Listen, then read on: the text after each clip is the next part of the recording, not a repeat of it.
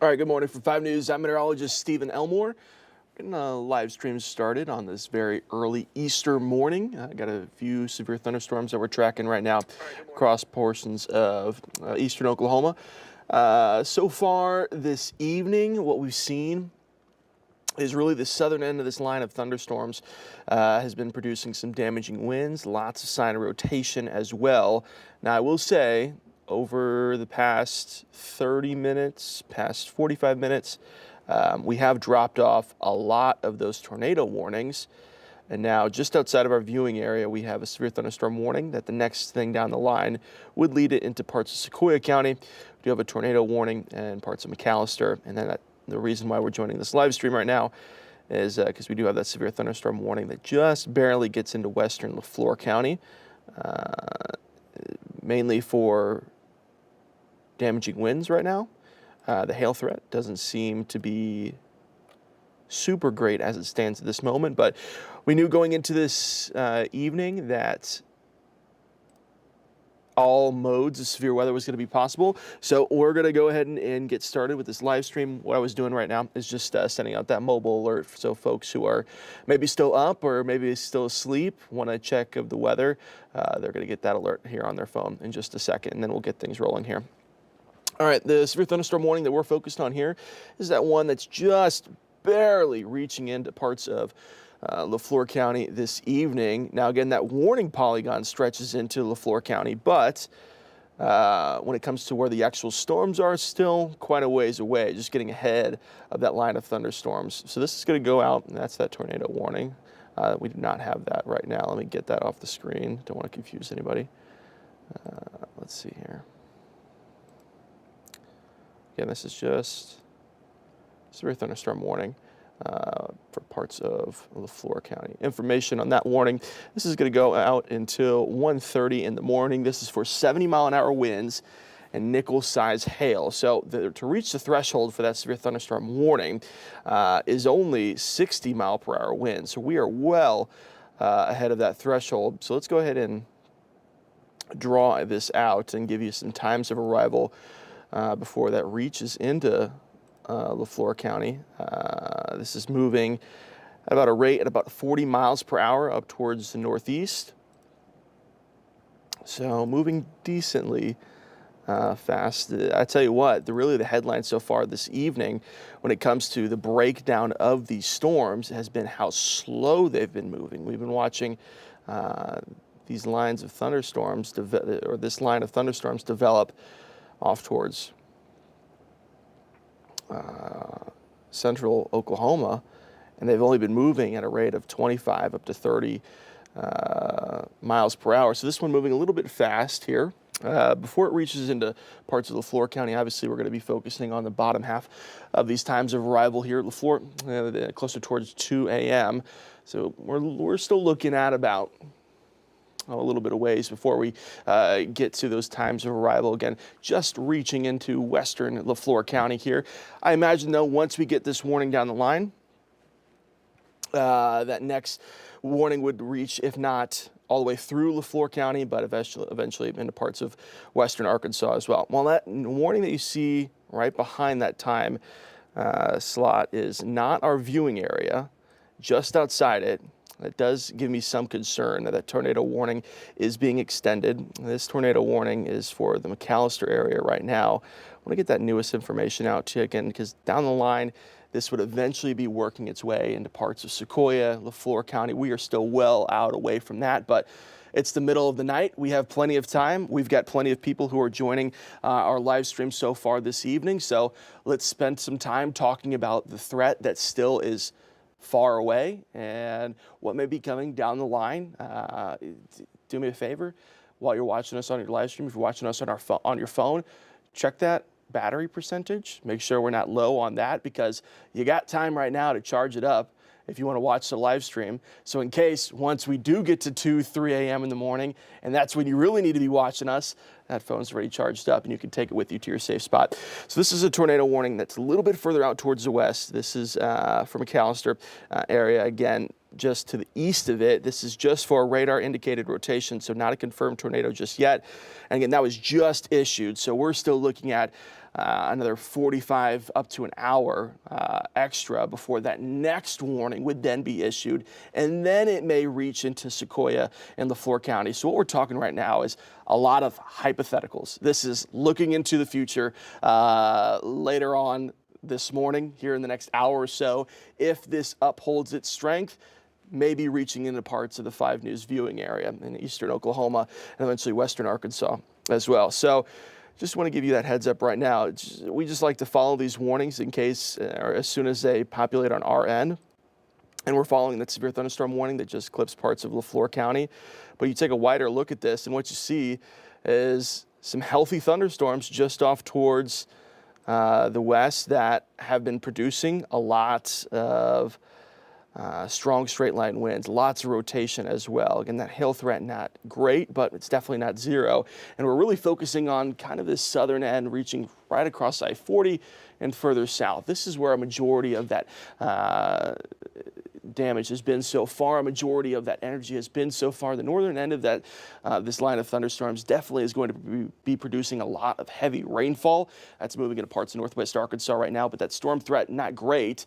Really, where this you work north of 40 is what you're saying is that flooding risk continuing to increase. That's what you see trained here all across, reaching all the way down to Texas through central Oklahoma is these flash flood warnings, because this line of thunderstorms is along that front that's moving very slowly, so it's just training over the same area for a very long time, producing a lot of heavy rainfall that's leading to that flooding concern as well. That's what could be in store for us later on this evening.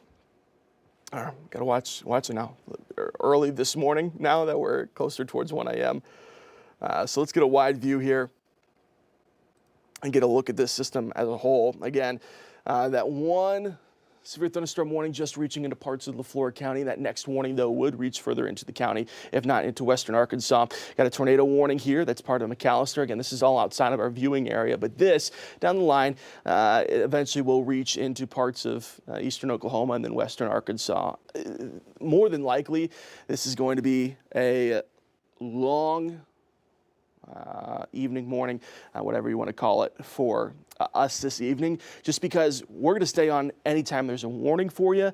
But these storms are moving so slowly that I'll show you here in a minute. The watch that was issued from the National Weather Service or the Storm Prediction Center and the National Weather Service goes out all the way until 7 a.m. is when that watch ends across northwest Arkansas and the River Valley. Let's just show you that right now while we don't have a lot of things going on right now, and then we'll show you Futurecast what may be in store for us later on for your Easter morning.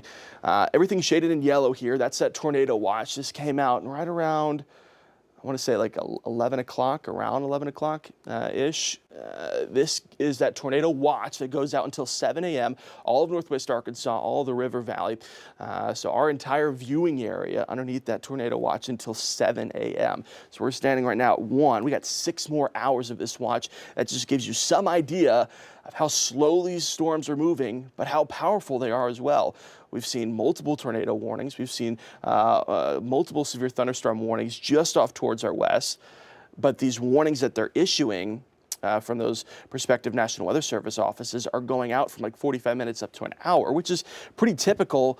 But they're taking up their entire polygon before they're issuing that next warning, because they're just training over the same area for a very long time, leading to the flooding concern, leading to some damage reports as well, just because those strong winds over the same area as well. Let's take it back to sweeping radar here. I want to give you a look just kind of across everything that we're looking at here. It's been a little slow this morning. It's been working a lot for us recently, and that's okay. I'm going to go ahead and do something here. These were moving at 40 miles per hour up towards the northeast. So let's go ahead and just draw this line all the way down this line of thunderstorms where those warnings are. Kind of get a, let's start that one over.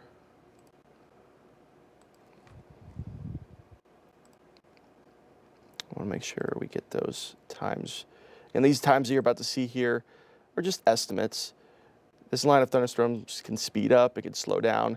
and it's got to hold its strength too. So these times of arrival that you see, you may be getting some heavy rainfall by the time, but who knows whether it's going to hold its severe limits or not. So you're watching at just after 1 a.m. now. So here's a look at those times of arrival if it upholds its speed that it's at right now, which is around 35 to 40 miles per hour.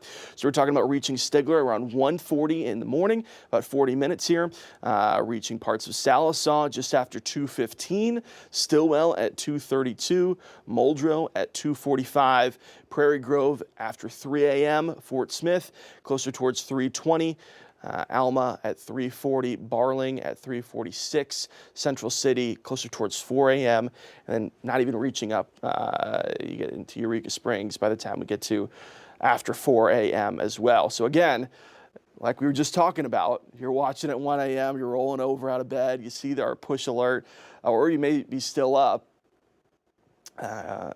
and you got a while before these storms are out of here. Now, good news is there is going to be, I think, a bit of a lull for our Easter morning when some of us are heading out the door, 7, 8, 9, 10 a.m.-ish.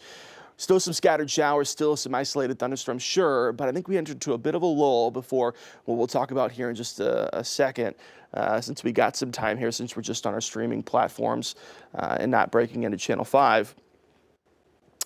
By the time we get to the afternoon tomorrow, talking late morning, closer towards that noon hour, let's give it a rough timeline of noon to 4 p.m., that's when that front is going to lift off towards the north. A cold front's going to attach to that low pressure system, is trailing behind it, and it's going to be sweeping into our area once again by the time we get to Easter afternoon, thinking right around noon to 4 p.m. Along that line, along that cold front is going to be another round of some strong thunderstorms, and that threat is even higher than the one that we have this evening. It's at level 3 enhanced risk. So even after this system pushes out of here and we enter into that little lull that we have for our Sunday morning of Easter, then we got to worry about the afternoon. So if you've got plans tomorrow afternoon, you're going out to brunch, you're going out to lunch, you've got the family over, whatever it may be, just do me a favor, keep those notifications turned on. Make sure you have a way to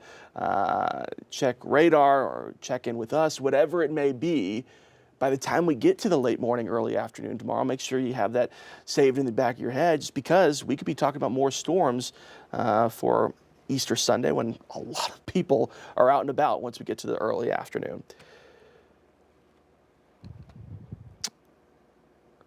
All right, so again, that's interesting. All right, so we jumped on here for that severe thunderstorm warning for parts of Leflore County. They've actually trimmed that warning back outside of Leflore County now. So maybe thinking that it's slowing down a little bit, or I want to see what they changed here.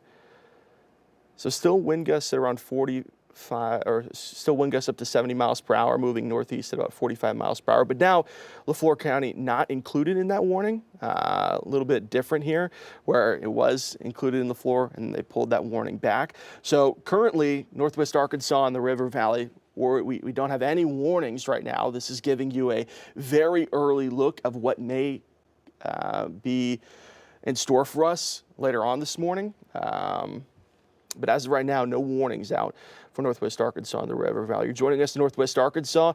You're saying, hey, haven't mentioned us yet. What we got right now is some moderate to heavy rainfall for some folks. Parts of Benton County, you see those brighter colors there. What you see there is some heavier rainfall. Maybe you hear a rumble of thunder here and there. A few lightning strikes out towards western Benton County. Across Washington County, some light to moderate rainfall coming down as well. This is where those rainfall totals are going to be highest, just because that front is just reaching into parts of northwest Arkansas. And so that's where we're going to be involved in that constant training of rain over and over and over in the same area. So more than likely that flooding risk going to be a little bit higher in northwest Arkansas, but still included in that tornado watch that goes out until 7 a.m. But right now, nothing severe. So even though you may be up and watching us and you're saying it's raining outside, are these going to be severe very soon? More than likely not. I think we got to watch it, maybe a few of these cells further out towards the west, but overall not completely eyeing anything severe in the short term across northwest Arkansas. Really, the concern has been is this line of thunderstorms that we've been tracking further off towards the south. That's just outside of our viewing area. That down the line, here in just a little bit, that next warning, no matter what polygon you're looking at, whether it's the severe thunderstorm warnings or that tornado warning, the next one would be going in to either parts of LeFlore County or parts of Sequoia County. I doubt that next warning reaches all the way through into western Arkansas.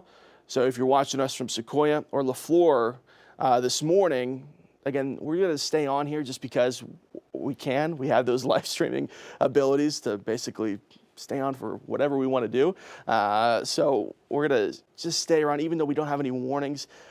The last thing I want to do is end this live stream and then have to restart it here in 15, 20 minutes if we do get another warning into eastern Oklahoma. So again, the reason we started this, I don't want to say that we're giving you false advertisement. At one point, if you're just now tuning in, there was a warning for LeFlore County. They trimmed that polygon down to now not include LeFlore County. So now we're just going to stay on here, keep an eye on it, make sure that that next warning doesn't go back into eastern Oklahoma.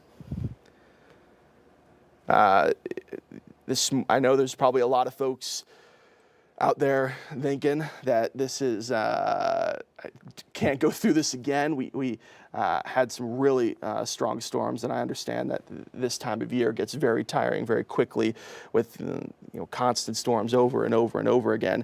Had some really strong storms. Haven't heard anything from the National Weather Service yet about them sending out that survey team or what they have found when it comes to damage, especially Tiny Town area 412.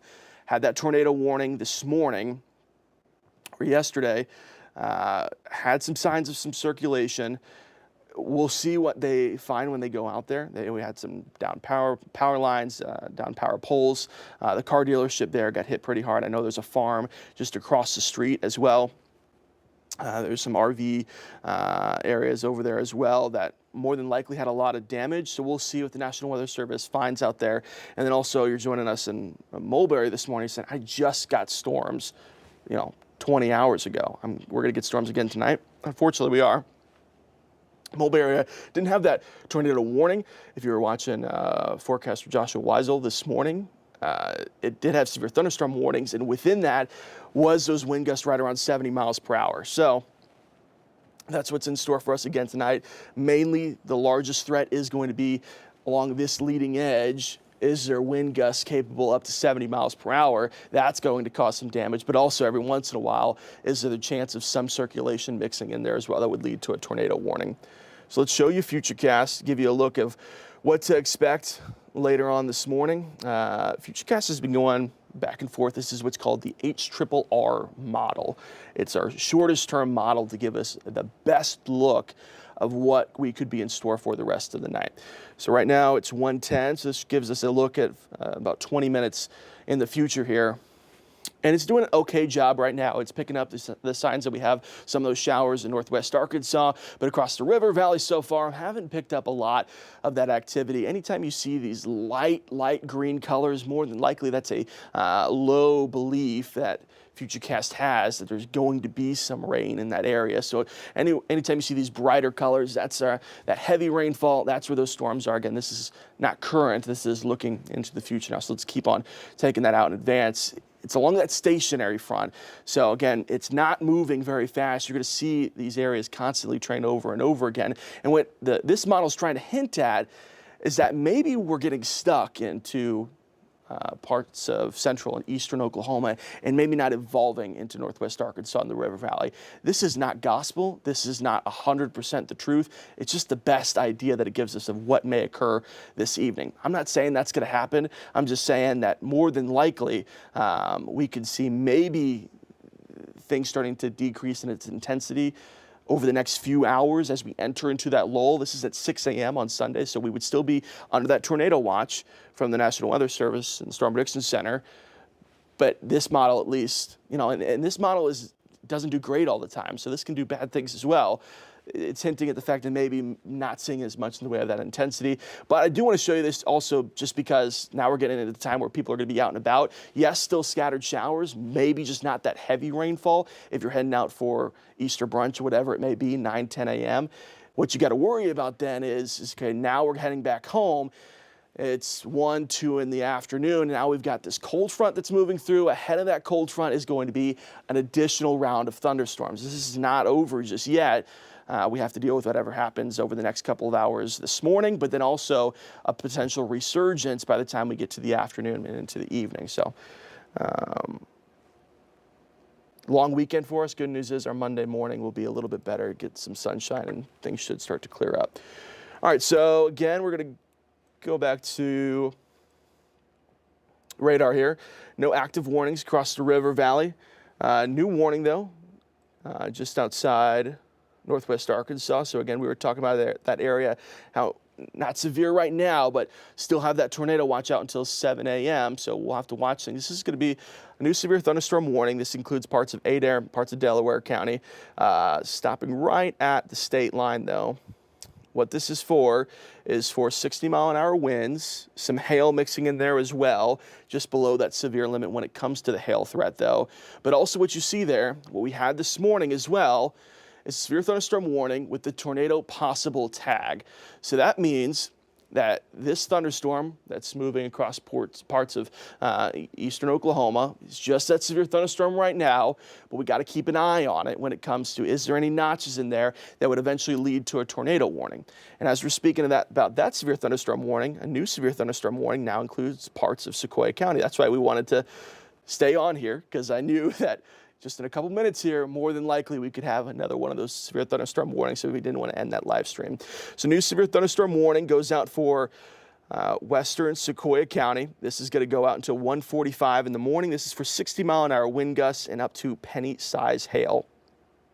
So I'm going to draw two different tracks for you here because this line isn't really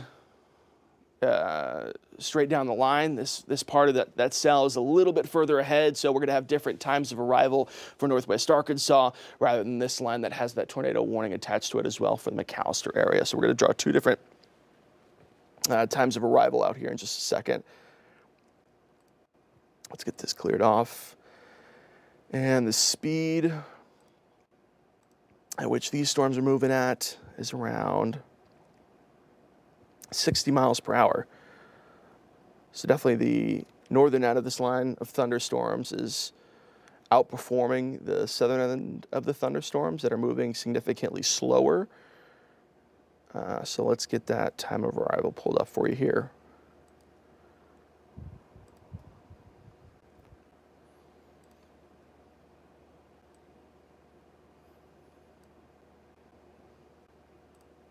All right, these are all estimates. Again, this isn't exact, but based off of the fact that it's moving at about 60 miles per hour and eventually going to be working into parts of western Arkansas.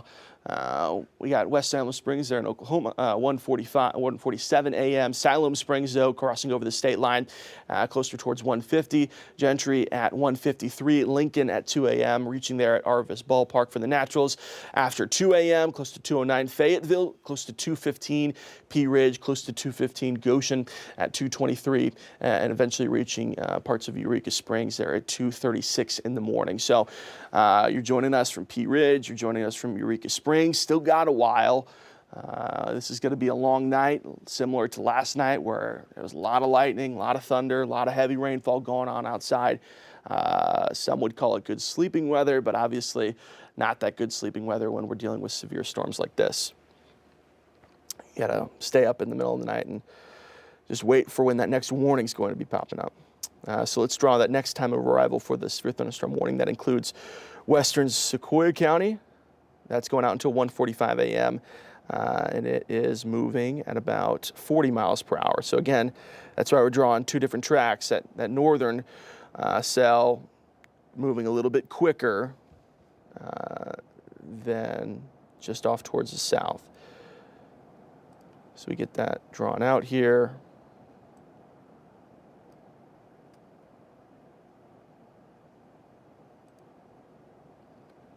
So this is going to reach into Tahlequah about 1:56 in the morning. 10 killer about 2:02. Briggs is about 2:05.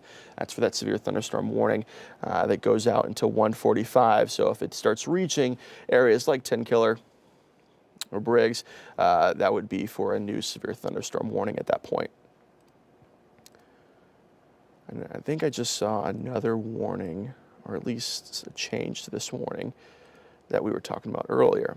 This is so definitely the southern end of this line of thunderstorms is producing the damaging winds. You know, that severe thunderstorm warning that was just issued for Sequoyah County, this is producing wind gusts up to 60 miles per hour. But you see here a little bit more definition on the southern end of this line.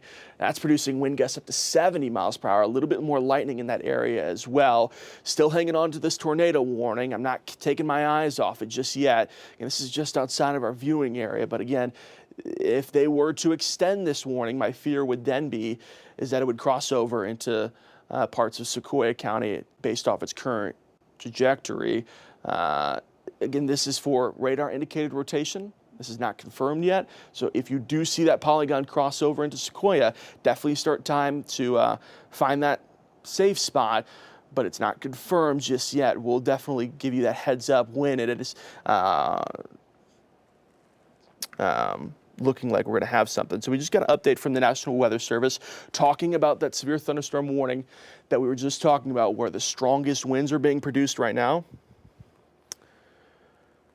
Let's see here. Still those strong winds. Let's see here. So the part of the line approaching, so they're actually talking about the line near Tahlequah.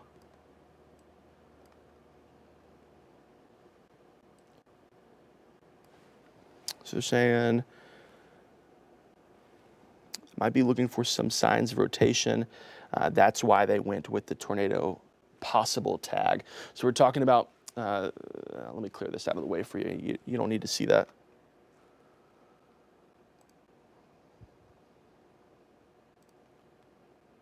All right, so they're talking about this part of the severe thunderstorm warning that reaches just between Wagner and Tahlequah right now. Along that leading edge, that's where we're finding some really strong winds, anywhere from 60 up to 70 mile an hour wind gusts ahead of that line of thunderstorms.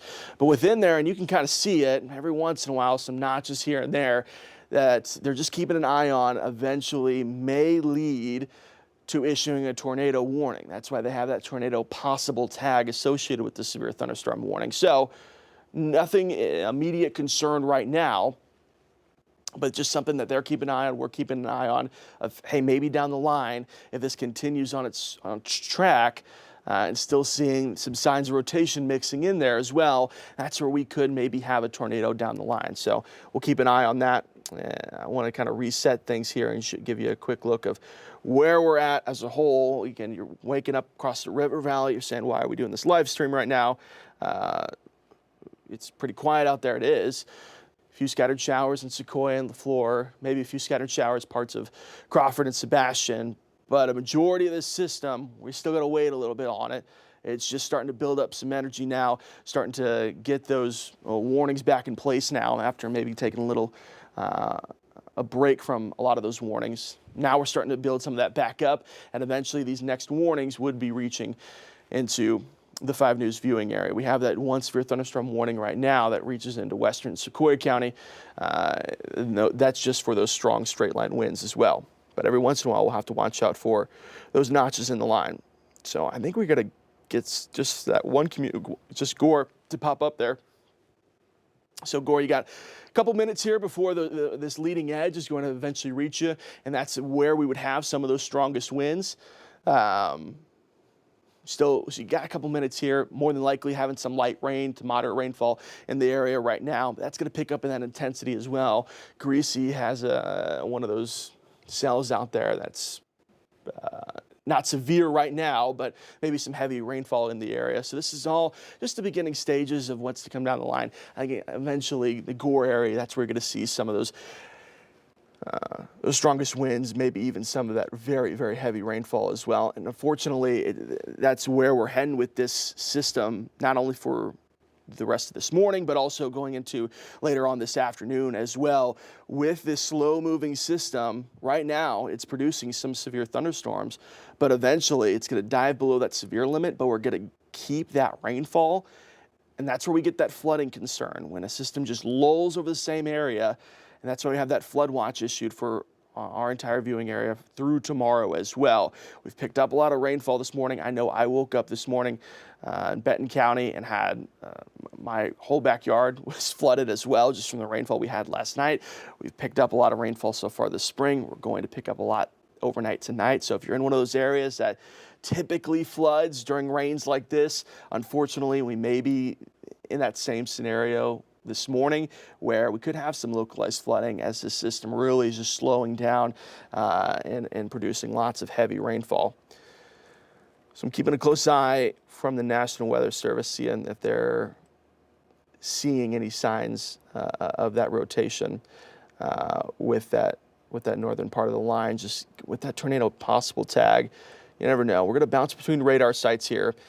This is a look out of Fort Smith, doing a decent job. It's just far away, but you can still see those strong straight line winds out ahead of that line. Maybe something to watch out for there eventually down the line when it comes to Delaware County. I'm going to bounce over to the Tulsa radar a little bit closer.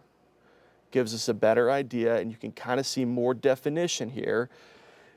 I'm not seeing anything super impressive, but I can definitely see why they've gone with that tornado possible tag, because this is definitely not that perfect straight line that we would like, where we still don't like it. It's still just damaging winds.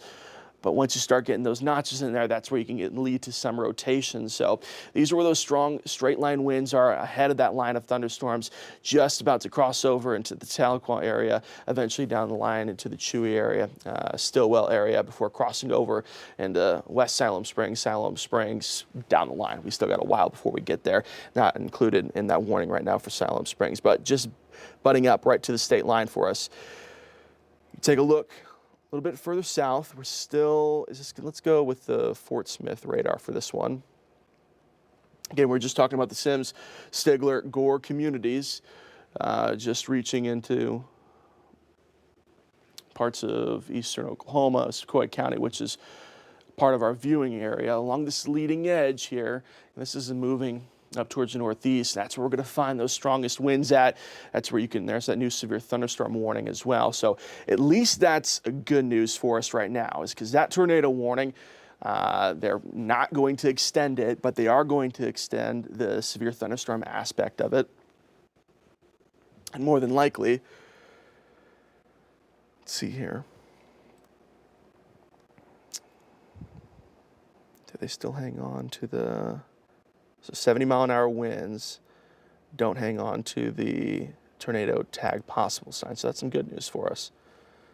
Even though we're watching closely with all these kinks in the line, good news is that as that warning, we knew it was going to get extended. Was it going to be extended as a tornado warning or a severe thunderstorm warning? Now we know it's going to be extended as that severe thunderstorm warning into parts of Sequoia County. I think it just misses LaFleur County there. This is a messy picture here, so let's get you a better look. Let's go back to sweeping, show you where that rainfall is.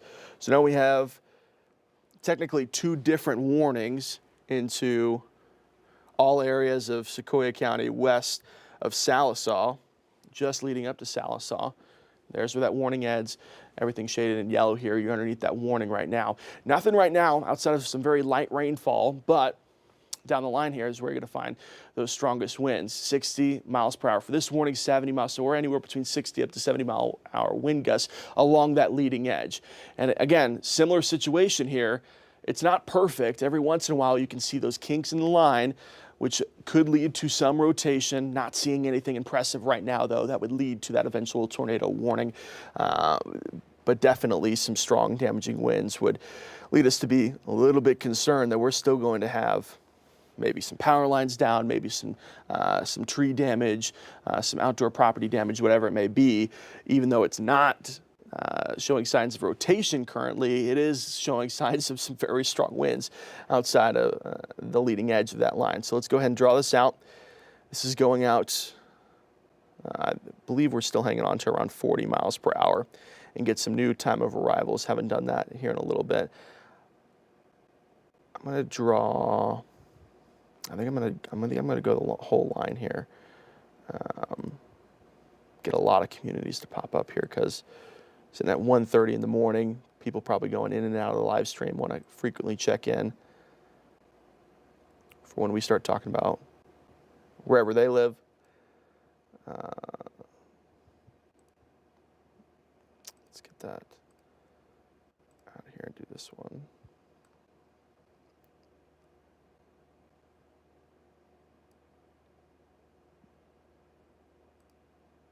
All right, some estimated times of arrival for when those thunderstorms are going to be in your neighborhood.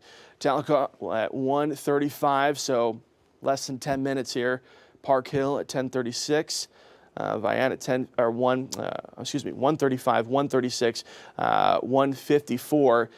Reaching over across the state line in the Salem Springs just after 2 a.m., still thinking around 2:15. Gentry at 2:23, Muldrow at 2:35, Centerton at 2:42, in the morning Rogers at 2:53, Fort Smith just after 3 a.m., 3:02, Goshen at 3:13, Alma at 3:17, Eureka Springs eventually at 3:30, and Mulberry, last place that needs more storms this morning, just after 3:30, closer towards 3:35 a.m. If this line of thunderstorms holds its speed, holds its strength, reaching into these times of arrivals a little bit later this morning just because of how slow it's moving, only around 40 miles per hour.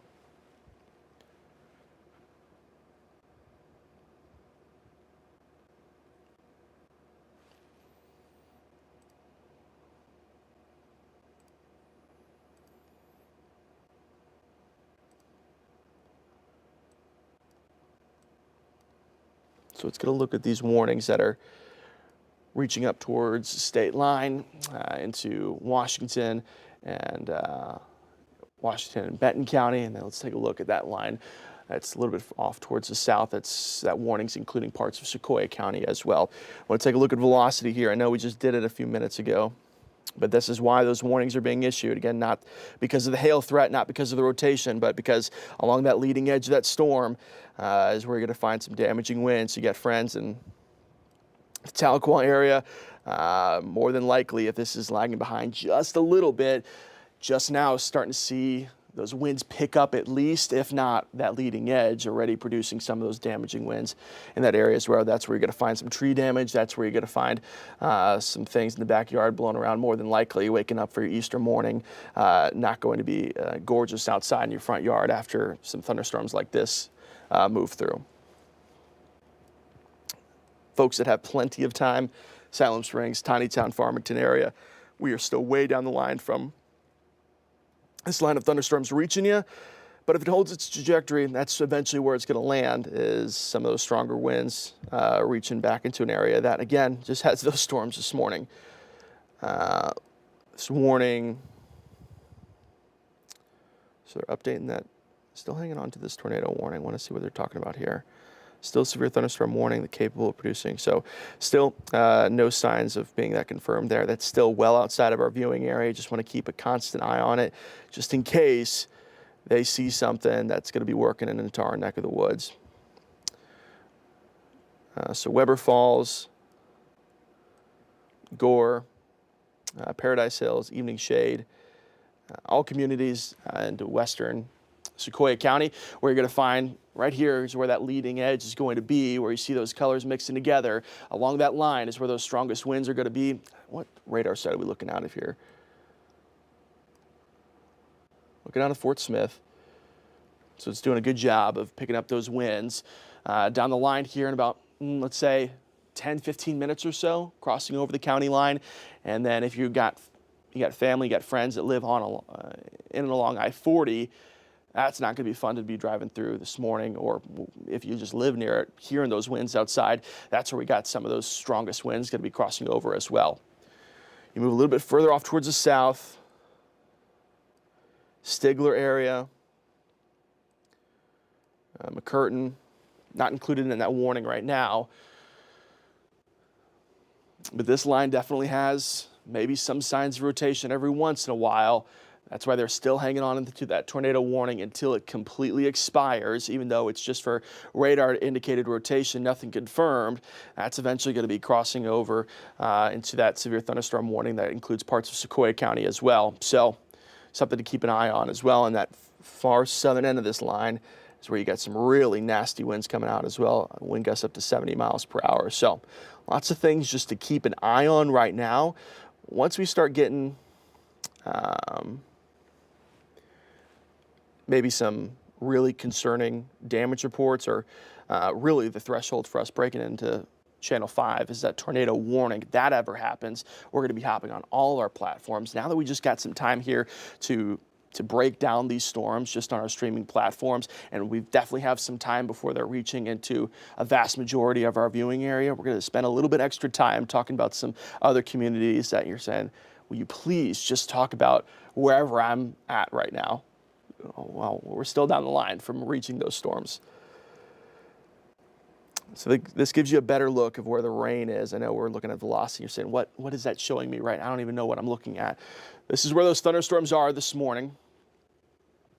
It's really starting to come together now as a more definition of where those strongest winds are going to be. And they stretch, all the way up towards the state line, all the way to southern Leflore County, just off towards the west. So it's quiet for most right now. Northwest Arkansas has been dealing with some of those heavier showers. Here in Johnson, every once in a while, I've heard a rumble of thunder, but not much in the way of severe weather right now. Everything out ahead of this line of thunderstorms that's just outside of Adair, just outside of Delaware. That's where that severe thunderstorm warning is issued for. All these showers that we see out here, and even reaching into Crawford and Leflore County, all these well below the severe limits. These are just some heavy downpours. Maybe you hear a rumble of thunder, maybe a strike of lightning, but overall not too concerning. Really where the concerning factor comes in, and my biggest fear is that if we start to see these strong winds continuing, is by the time they arrive right on that state line, we are going to be well into the time zone that most people are asleep, unless you're a part of that third shift working into Easter Sunday that's up at the middle of the night. We want to make sure that we get those phones charged up. Hopefully you had that ready to go before you fell asleep, because now that we're at 1:30 in the morning and we're talking about those storms just on our doorstep, by the time we get to 2, 3 a.m., that's where we could really have some maybe nasty storms across our region. Let's go ahead and just do something here. So what I've done, you see it there. We take a look at the hail, and we've had some hail associated with that tornado warning. But you take a look all the way up these severe thunderstorm warnings that stretch all the way up to the state line, and you're not seeing any of those returns right now. So you're saying, I've already had some hail damage this spring. I don't want any more. Is that in the forecast for tonight? Sure, we could have some hail, but it's definitely not the concern right now. So we'll check in with hail every once in a while to see if we see anything changing in that aspect, but really want to point out the headline here, which is going to be where those thunderstorms are, there's going to be an intense rainfall for a significant amount of time because they're just trending over the same area. But along that leading edge of those thunderstorms is where the damage reports are coming in at because of the winds that are involved with those. You work with those winds from Tahlequah to McAllister, and that's where you have 60, 70 mile an hour wind gusts prompting these warnings that cross over into parts of Sequoia, parts of Adair, parts of Delaware.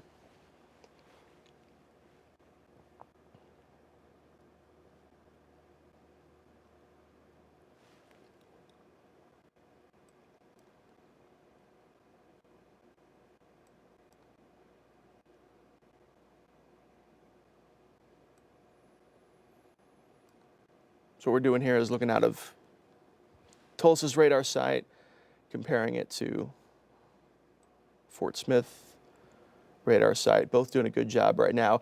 Kind of in that weird zone right now where it's just in between both radar sites. So going to show different images, but given the best information from both of them, at least trying to gather the best information from both of them, Once you get super close to the radar site, that's where you run into some issues. Where we run into issues with the radar is when it's super far away, but also super close to it. So we're kind of in a good spot right now in between Tulsa and Fort Smith. We're getting a good image from both, showing us those straight line winds.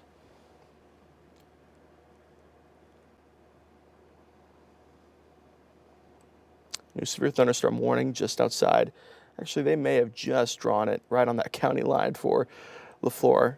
And they did. Yeah, I just got that warning popping up on my phone as well. Latimer and Haskell County, just outside of LaFleur. New severe thunderstorm warning. That's going to go out for till 2:15 for 70-mile-an-hour winds. So 60 to 70-mile-an-hour wind gusts down the line here. If you're just now joining our live stream, this is a look at what we have right now. That's the velocity image. This is a look at where the rainfall is, where the thunderstorms are. So if you're waking up in Eureka Springs, Huntsville, into Clarksville, Paris, you can go back to bed. We've got plenty of time before those thunderstorms arrive into your neck of the woods.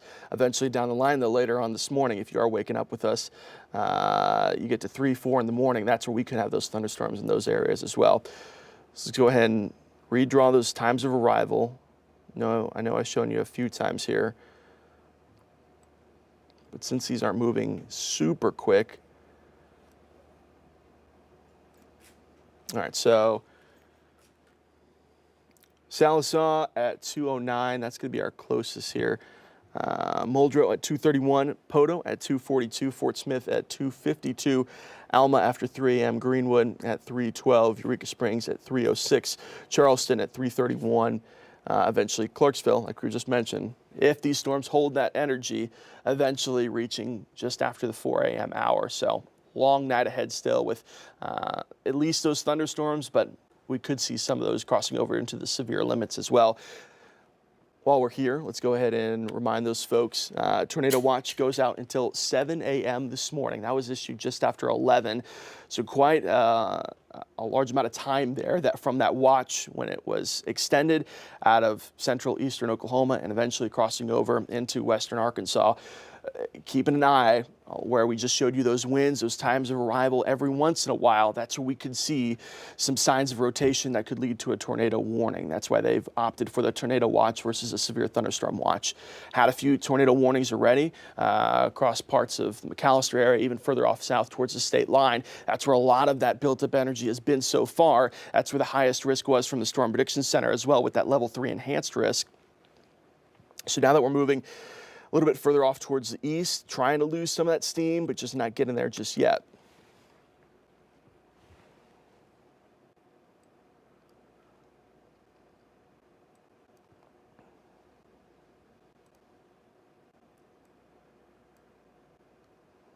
So now we're working that, you saw the tornado warning pop up there. That was off towards that warning that they're still hanging on to here. Now we're getting into parts of western Sequoyah County with the heaviest part of those thunderstorms out there right now. This is where those strongest lines are going to be. So Gore area, and that you're probably getting those winds picked up already out there. More than likely going to be there for at least a little bit. Evening shade, brushy, Sallisaw just outside of that warning. But eventually, if this holds its steam, Sallisaw, Brent area would be included in that next warning as it crosses over eventually into that next warning would more than likely include the rest of Sequoyah County and into western Arkansas as well. Let me show you what I'm talking about here. This is showing you velocity of where those strongest winds are. Good news is that you see those strongest winds reaching south of I-40 to the Stigler area right now. So folks that are living right on that right on that county line with Sequoyah County, still some very strong winds, but definitely seeing more of that definition just off towards your south with where those strongest winds are, but still 60, 70 mile an hour wind gusts. You could find that somewhere along that line as well. And then this is that severe thunderstorm warning that the National Weather Service let us know about.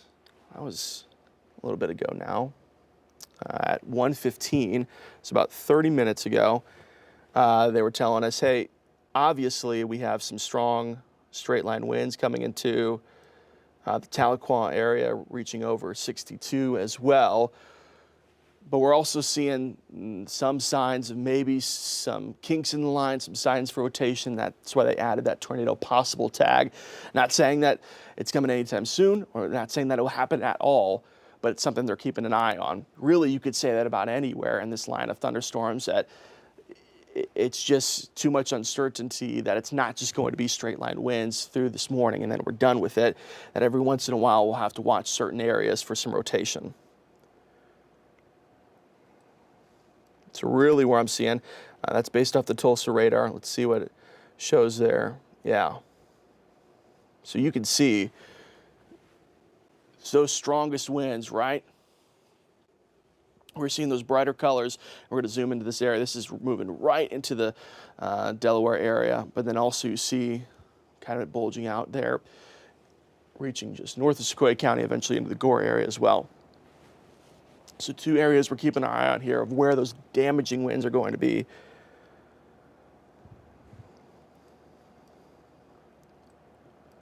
So this is reaching into Bull Hollow area, Flint, Leech. Right here is where, along that leading edge, good news is not seeing any signs of rotation, but man, you see all that definition right there, that bowing out is where you could find 60 up to 70 mile an hour wind gusts. That's going to cause some damage, folks that live on and along 412 as well, reaching into eastern Oklahoma. That's why they've gone ahead and issued that warning for up to 70 mile an hour wind gusts, but also that chance of that tornado possible tag, because this is when you get winds these intense. You got to watch out every once in a while. A spin up tornado can't be ruled out.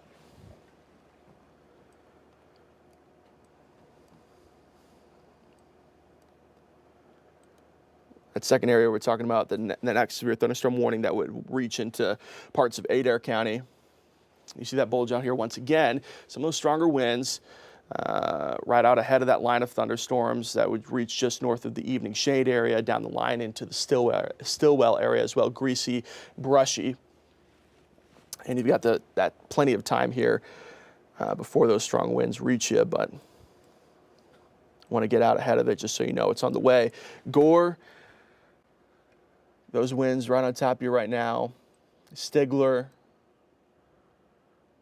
and where you start to see some of those brighter returns is where those intense winds are. They still hang on to that tornado warning to let that go all the way out until it reaches the end of it and expires, that warning. So folks who are waking up this morning or in western Arkansas,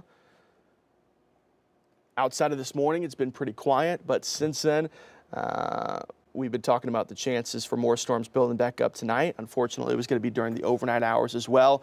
That's what we're seeing playing out right now, is that sure, maybe quiet right now, except for folks there in northwest Arkansas that are getting some of that rainfall, but like we talked about earlier, well below the severe limits as it stands right now.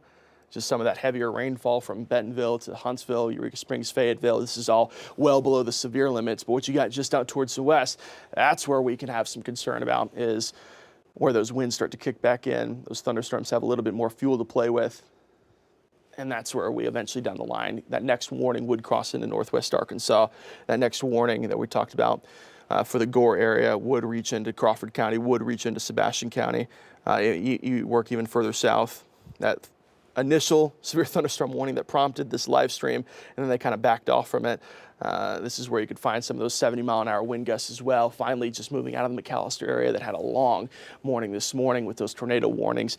Now dropping below that limit, but still those severe thunderstorm warnings. 70 mile an hour wind gusts would reach into the LaFleur County area. Poto, eventually down the line, working into parts of Sebastian County as well.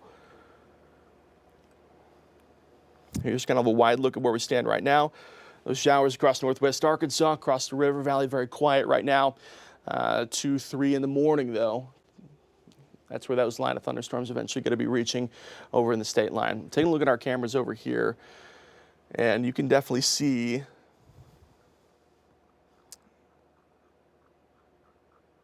I'll show you here.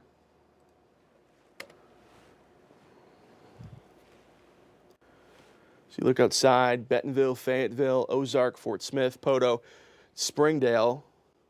Not a lot going on right now. What I was seeing, though, is that Fayetteville camera. It might do it for us here.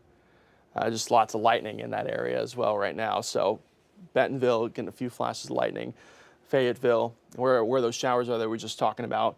Sure, it may be a little bit uncomfortable waking up this morning to all the thunder, to all the lightning, but those thunderstorms below the severe limit right now. Of course, this watch that we talked about, that goes out until 7 a.m.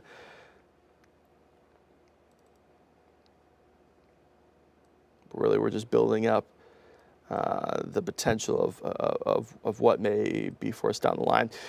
Checking with the National Weather Service, they haven't mentioned much recently other than just those new severe thunderstorm warnings, getting that hail threat they consistently mention as well, below that severe limit. But what we're playing with is anywhere between 60 up to 70 mile an hour wind gusts along that leading edge is definitely why they've prompted all those severe thunderstorm warnings that stretch from the state line, reaching into Kansas down to southern Leflore County as well. Everything ahead of that is where we have some concern of maybe seeing more of those additional warnings, maybe seeing the potential of some of that flooding in those areas, maybe seeing the potential of some of those damaging winds as well. Just moving at a very, very slow rate. Every once in a while, or when we have severe storms like this, we could see these thunderstorms taken off from us at a rate of 60 up to 70 miles an hour, usually moving off towards the east. This event, a little bit different for us, where they're not necessarily moving very fast. Sure, 40, 50 miles per hour. It's not slow either, but they're not taking off from us, and they're moving in a direction off towards versus directly east, where they get out of here just a little bit quicker since they're moving up towards the northeast. That's where we have to deal with that flooding threat. That's where we have to deal with seeing these same areas, deal with these storms for a long amount of time, where it feels like forever, but then eventually once that clears, then we enter into that lull a little bit later on this morning. Anytime you see that blinking in those polygons, that means they've got an update for us. This one looks just to be maybe doing some of that trimming off of that warning, but also increasing that wind threat up to 70 miles per hour. So what I'm going to do here is pull up velocity and pull up some of these communities here. And there in Sequoia County.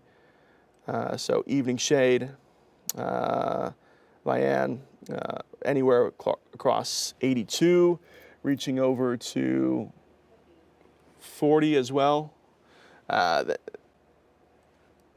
See your communities there, Paradise Hill, Evening Shade, along that leading edge. That's what they're saying. Hey, anywhere in front of that thunderstorm, 60 up to 70 miles per hour. That's what we could be dealing with this morning. They're making that update once again. I think just to the one off towards the north. That's also for 70 mile an hour winds. So really starting to pick up, crossing over from just that threshold of what we need for those warnings. They're right around 60 miles per hour, up to 70 miles per hour now. So they're starting to intensify. One thing I want to look at, not only you can obviously see those winds picking up, but you take it back to that rain mode.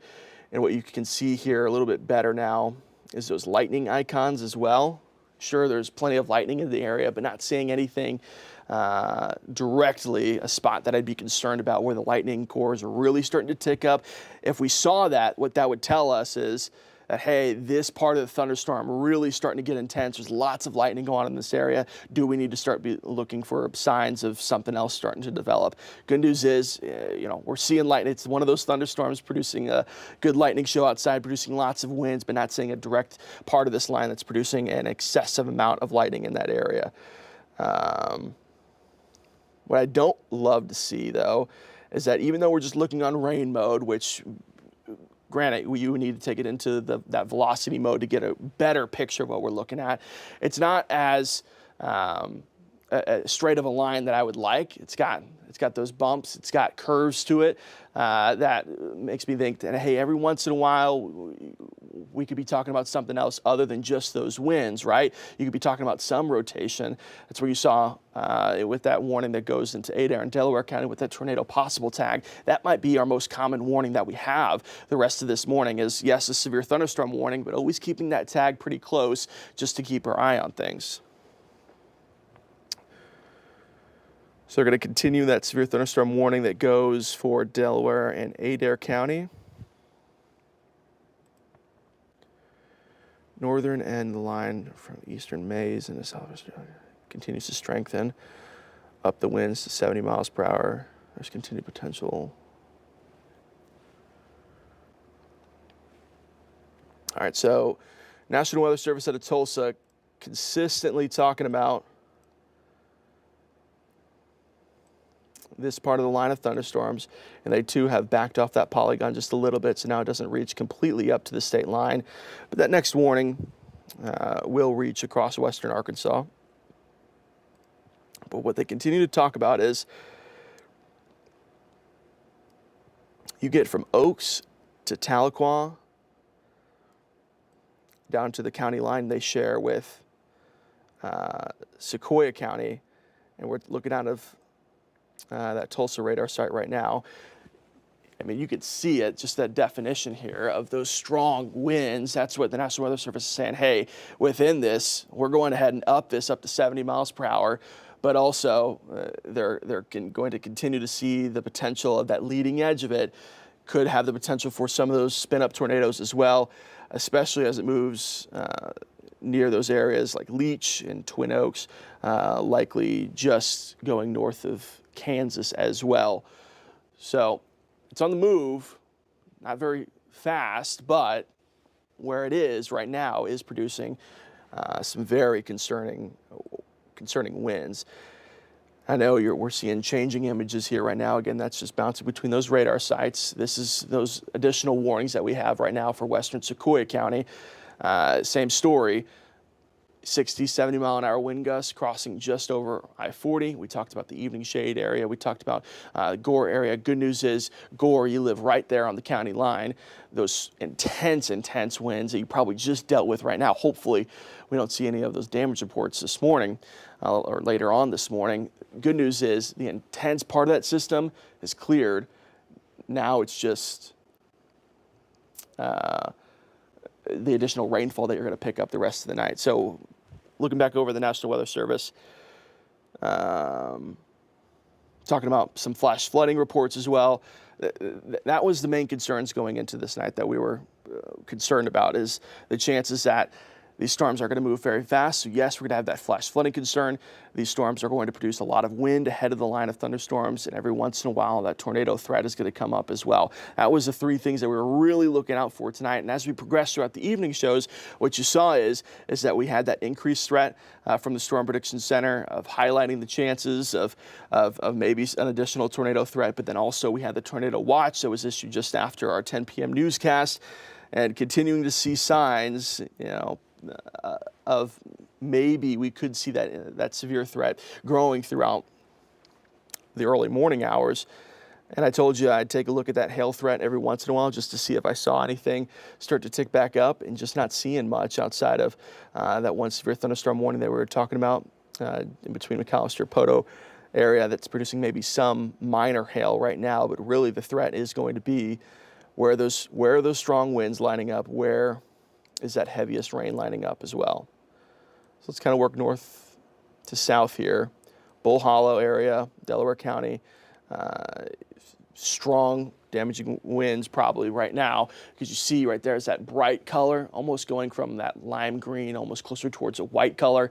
That's where we get some really strong winds mixing in there. Jay down the line, Kansas area as well, Chewy, and eventually Siloam Springs. What we haven't done in here in a little bit is checked out these times of arrival, and what I'm going to do is, instead of going back to rain mode to give you those times of arrival, what we're going to do is just go ahead and draw this right along those winds, because that's really what you're concerned about here. Sure, you can deal with that rainfall picking back up, but what is going to be the headache is when these winds arrive into your neck of the woods. So West Siloam Springs crossing over the state line into Siloam Springs right around anywhere between 2:15 and 2:20. Gentry at around 2:24 in the morning. Lincoln at about 2:38. Centerton closer towards 2:45. Bentonville closer towards 2:50. Rogers at 2:54. Fayetteville right on the dot at 3 a.m. Pea Ridge at 3:03. Elkins at 3:15. Durham at 317 as well. So being right here at 2 a.m., you're on the end of that list. You got a little bit of time. You said, man, I forgot that one thing outside. Now you can go back out there. You got a little bit extra time to grab it, bring it in, because if we still are upholding these winds by the time we get to that far east into the county, more than likely we'll have. Probably won't be there anymore if those winds are still upholding its strength. So let's turn it back to rain mode here and get you a wider look of things here. Definitely going to be dealing with that flooding potential tonight. I know we've already been dealing with a lot of that heavy rainfall already, even just yesterday into this morning. But now got a new severe thunderstorm warning that clips parts of Benton County. That's at that part of the line that the National, we were talking about just here a minute ago. National Weather Service, hey, this is where those strong winds are. So let's go ahead and take it back to velocity and get you those new time of arrivals. This is for a severe thunderstorm warning up to 70-mile-an-hour wind gusts. This is going out until 2:30 this morning. And I'll show you velocity. And you can see why they've gone ahead and extended that warning. Now it's cleared most of the Bull Hall area, but Jay, Grove, what parts of Benton County are included in this? It's a small area of Benton County, extreme northwest Benton County, just outside of Gravette. You're not included in the warning. Decatur, you're not included in the warning. But if you live just northwest of those areas where you get all those state lines to meet up, that's also included in that warning as well. So let's draw this out here. This is moving at, I believe it was for 40 miles per hour.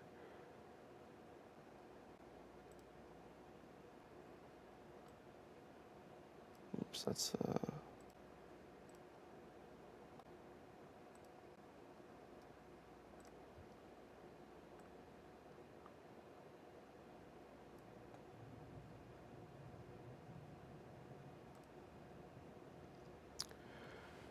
all right, so Jay at about 2:08 a.m., Jay Elementary School at 2:09, Sycamore at 2:12,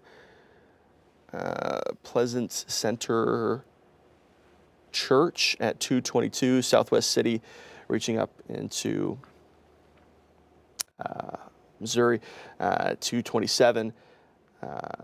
So again, those are just estimated times of arrival, but that's that new severe thunderstorm warning that just reaches into parts of Benton County.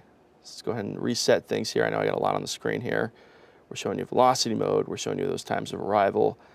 Now I want to show you kind of a quick reset here of what we got across the entire region. Northwest Arkansas, rumbles of thunder every once in a while, some heavy rainfall, but everything below that severe limit right now, outside of that one part of the cell that's eventually going to be crossing over into Benton County. Good news is maybe entering into a little bit of a lull as it stands right now, just at 2 a.m. They've let that warning expire.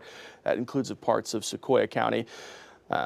So those winds dropping off just enough to say, hey, we're okay. We don't need that warning to exist anymore. But more than likely, I imagine, as we continue throughout the morning hours, we're going to see additional warnings. It's just a matter about when or where.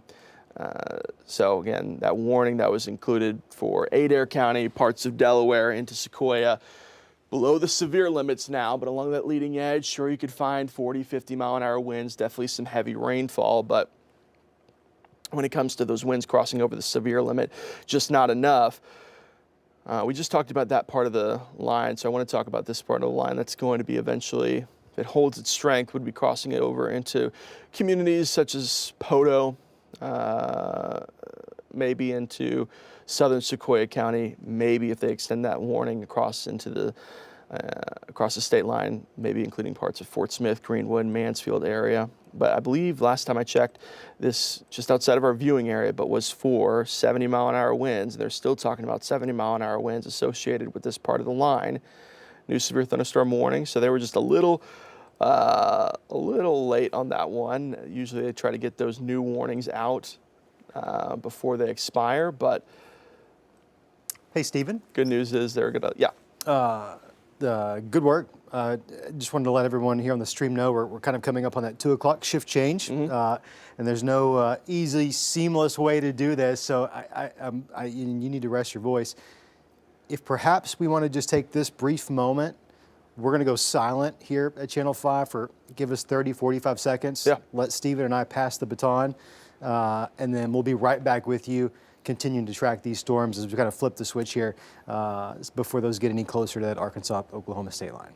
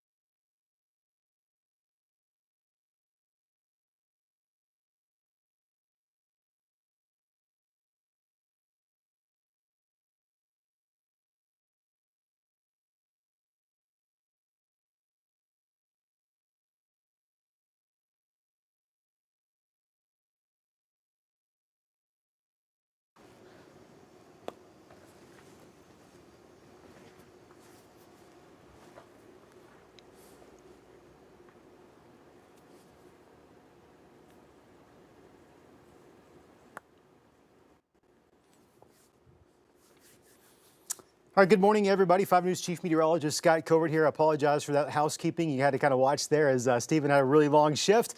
And so we're going to kind of trade spots out as we continue to track this line of severe thunderstorms right into the East Oklahoma, West Arkansas area. Look, this is going to be around. That's going to be a slow-moving line of severe thunderstorms. You can see those warning polygons continuing from Delaware County all the way back into southern Oklahoma. This is tracking our direction. We do have one tornado warning now just issued for just to the northwest of our viewing area. Technically, Delaware County falls under the television market out of Tulsa. With that said, I think this is what I want to go ahead and do, just in case we have any viewers there. I would like to go ahead and go on to channel 5. If we could do that, Patrick up in the booth. Let's go ahead and get on channel 5 and we'll cover that. This is going to be this tornado warning right here. It was just issued as soon as I came on. These orange boxes, those are actual severe thunderstorm warnings. Those in effect for 70+ mile/hour winds predominantly. Could be a little bit of hail, but at this point, what we're looking at primarily for the rest of this morning is going to be a damaging straight line wind threat. But within this line, you can have what are called QLCS spin-ups. These are these spin-up tornadoes that happen up and down that line. That's very well could be a possibility, as we are seeing right now in Delaware County. That cell specifically has had a little bit of rotation at times. Okay, this is going to transition us over into channel 5. Let's do that right now. Live on 5 News and streaming on 5 Plus, this is a Weather Impact Alert. All right, good morning, everybody. Chief Meteorologist Scott Covert here. Time now 2:06 on your Easter Sunday morning. I'm interrupting regular programming with a tornado warning just issued for Delaware County, Oklahoma. It's a small tornado warning as we see a line of severe thunderstorms now entering into East Oklahoma. This is your tornado warning. It does include cities of Brush Creek, Jay, and Sycamore. We've got radar indicated rotation pretty much right along Jay. There's been a good push of wind. This is to the south of Grove near Jay. That's going to be tracking off towards the north and east. Right now, the current trajectory of this cell would keep it out of Benton County, but soon it'll cross over into McDonald County in portions of Missouri. Right now, it is just radar indicated. I want to show you the winds, the velocities here. What we're going to notice is there's a very weak, I don't want to say weak, but a very loosely defined area of rotation right on top of Jay. It had been kind of coming together, getting a little bit more organized, if you will, over the last couple of scans. Then that has prompted this new tornado warning. Specifically, this one is going to run until, let me give you the exact time here. That's going to run until 2:30 this morning. So we've got about 23 more minutes to go. It's a short fuse tornado warning. Often what we see with cells like this is you can get a brief spin up tornado along the leading edge of these types of setups, but they often don't last long. That's what they call them, the brief spin up. Doesn't mean it's any less dangerous. Doesn't mean you need to just ride it out. But it does mean that perhaps if we can get lucky that if it follows the normal trends, it won't last for too long. Right now, that's tracking off towards the north and east. We'll get a time of arrival for those local communities there. First, what we've got to do is identify how fast is this thing moving. And right now, it looks like radar indicates that it's moving northeast at about 45 miles per hour. So with that information, what we're going to do is put a track on that, a cone towards the northeast, a tracking cone. And this is going to give us some estimated times of arrival. Jay Elementary School there at 2:09, Pointer Church 2:19, Dodge Church at 2:26, Saratoga 2:29, the golf course at Elk River at 2:33 this morning. Again, this is a tornado warning for Delaware County, Oklahoma. It is the only tornado warning that we have right now, but we do have a line of severe thunderstorms that extends from North Oklahoma all the way down to South Oklahoma. That line marching its way off towards the east-northeast ever so slowly. These orange boxes here are severe thunderstorm warnings. It does include portions of Adair County, a good chunk of Sequoia County under this severe thunderstorm warning, and you can see we're going to have a severe thunderstorm entering in western portions of LaFleur County over the next several minutes. Now, right now in northwest Arkansas, you've got some scattered moderate to heavy rain across Benton, Washington, Carroll, and Madison County, a little bit of lightning and a little bit of thunder, and that may have you up a little bit early this morning. Nothing is severe with regards to what's in northwest Arkansas at the moment. You can really easily identify that line of storms right here. It's going to be along that leading edge of that line where we could very well see some damaging straight line winds with the potential of those spin up tornadoes at times. We do have a tornado watch in effect right now for the entire 5 News viewing area, and that goes until 7 o'clock this morning. This is going to be for this round of storms. There's going to be an additional potential of more severe storms, including the risk of tornadoes, likely later in the day as well. We'll have more on that coming up on your 5 News this morning. Our focus remains what's happening in this specific line here. We're talking damaging straight line winds. 60 to 70 miles per hour are going to be possible with that. Delaware County is the only tornado warning we've got. We'll take another look back into the specific rotation and see if it's changed any at all. We'll go in really tight on this specific cell. If your NOAA weather radio just waking you up, your mobile phone's alerting you to that potential tornado warning in Delaware County. We've got a cell that has exhibited some signs of rotation right on top of J. You can see right here that spin in the atmosphere when we look at those storm winds, and that's going to be pushing towards the north and east. It looks to say just to the south of Grove. Eventually, this is going to take it over into McDonald County. That's going to be there in southwest Missouri. We do have portions of northwest Benton County included in a severe thunderstorm warning. It's for the same exact cell, but the area of rotation that has prompted this tornado warning likely is going to miss Benton County, assuming it stays on the current trajectory that it is, which is probably a safe enough bet. I want to go back a couple of scans and we can get an idea of the overall evolution of that rotation. When we back this up, you can kind of see it coming together right there. This is where they issued the warning. That rotation was right along 59 on the south side of J, just to the west of Sycamore. This is kind of what prompted the concern. You go a little bit further in time, you can see it's kind of tightening up there just a little bit.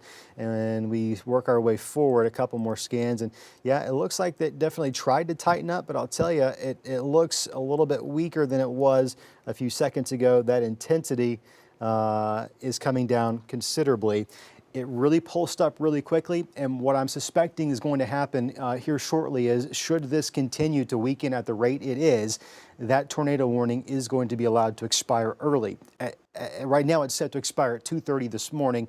I suspect, based off what I'm seeing here, it's probably going to fall below tornado limits, and that warning will be allowed to cancel a little bit early. We'll have a severe thunderstorm warning in effect for the winds, but the potential for a tornado at this moment is decreasing as this cell passes towards the east of 59 there from J. That's going to be in Delaware County, Oklahoma. That cell will pass into portions of northwest Benton County. Winds are likely to pick up, and for that reason, we do have a severe thunderstorm warning in effect for northwest Benton County. That does not include Decatur. It does include portions of Gravette. If you live along 72, State Highway 72 right here. Of course, here's 43 up towards the north, right there along that Oklahoma-Arkansas state line. That is going to skirt portions of northwest Benton County, the tornadic aspect of that cell, where we have that little bit of rotation, if any at all at this point, and I'm just not seeing a lot, is probably going to miss Benton County. While we're here, let's do this. We'll wait to see if that tornado warning is allowed to cancel. If it's canceled, I'm going to return you back to regularly scheduled programming on Channel 5, but our coverage is going to continue on 5+ this morning, as well as on Facebook, YouTube, and our free mobile cell phone app. So if you're up early, Mother Nature's got you up. Might be kind of tough to go back to sleep, kind of got you on edge a little bit. We're going to be here for you, and you can find us over on those streaming platforms. If a new tornado warning is issued, and it's certainly a possibility somewhere in the 5 News viewing area between now and 7 o'clock, we'll break right back into programming should that occur. Let's go take a look at the leading edge of this cell right now. That's coming into Sequoyah County, and a new severe thunderstorm warning popping up for portions of LaFleur. Right now, Brushy, Sallisaw, Stigler, and Vian included in this severe thunderstorm warning. Leading edge of that cell now moving into the Sallisaw community. 70-mile-per-hour winds are going to be possible. We're talking straight line winds. Could have a little bit of hail. I'll tell you, though, when we have these linear cells, these linear squall lines, the hail is somewhat limited. There very well could be some, and at its largest, it would be around an inch in diameter. It's about the size of a quarter, but winds are going to be our primary concern with that cell. That is tracking almost due east. That would bring it into Uniontown, let's say Rudy, Van Buren, Fort Smith, probably over the next several minutes. I'll put a track on that for you. That cell, specifically the one in Sequoyah County, currently is moving at 45 miles per hour. So let's do this. Let's back it up so I can put some more communities on my map, give you some times of arrival for that.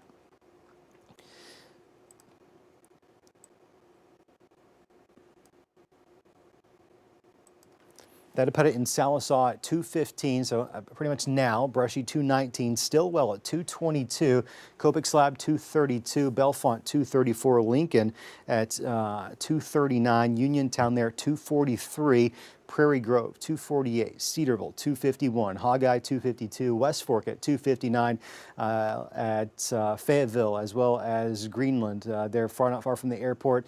3 o'clock on the dot. Winslow at 306. Damaging straight line winds, maybe a little bit of hail mixing in. Can't rule out entirely the potential of a spin up tornado. Not seeing that rotation in that portion of the cell, at least as of right now. We'll take a look here in portions of Leflore County. We do have a severe thunderstorm warning that was just issued. It includes Becoshie, Keota, McCurtain, and Red Oak. So it's going to be the western, southwestern, no, it's going to be northwestern portions of Leflore County. Does not include Poto, does not include Stigler, Panama, Worcester at the moment. It probably will at some point, just given the fact that these cells aren't necessarily weakening. They maintain their strength on approach to that Oklahoma-Arkansas state line. It too has the potential of 70+ mile per hour straight line damaging winds out of that cell. It's also moving relatively quickly off towards the northeast right now at 45 miles per hour. So we'll do the same thing we did with the Sequoia County cell. We're going to back up. We're going to zoom out just a little bit for you. That way I can put more towns on the map. I'll draw this storm track for you from the leading edge of those winds, and that would put it in Red Oak at 219, Keota 232, Leflore at 230, Fanshawe at 235, Becoshie 238, Baldridge 245, Muldrow at 247, Poto at 256. Fort Smith at 305, Van Buren 307, Greenwood 324, eventually down the line in Mulberry right around 3:30 this morning. That's also going to be a primary concern for us over the next several minutes. We'll back this up. We'll see what's the latest on this specific tornado warning. It has been allowed to expire early for Delaware County. Quick spin up tornado was the concern we had in Delaware County. A little bit of rotation. Those things try to spin up really quickly, but what we notice is they often weaken really quickly, and those warnings get allowed to expire early. So with that said, I'd like to take you back to regular programming on Channel 5. Our coverage of this severe thunderstorm continues over on 5 Plus, Facebook, YouTube, as well as on our free mobile app. You can find us on any of those platforms. Should a new additional tornado warning be issued for anywhere in the 5 News viewing area, we'll cut right back in. In the meantime, we'll send you back to regular programming.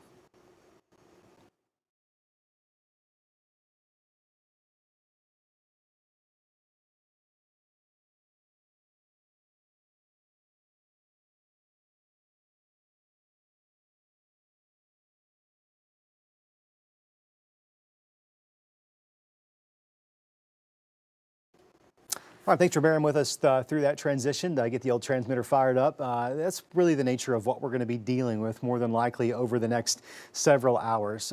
Certainly a very potent damaging straight line wind potential as these storms continue to march closer to that Oklahoma-Arkansas state line.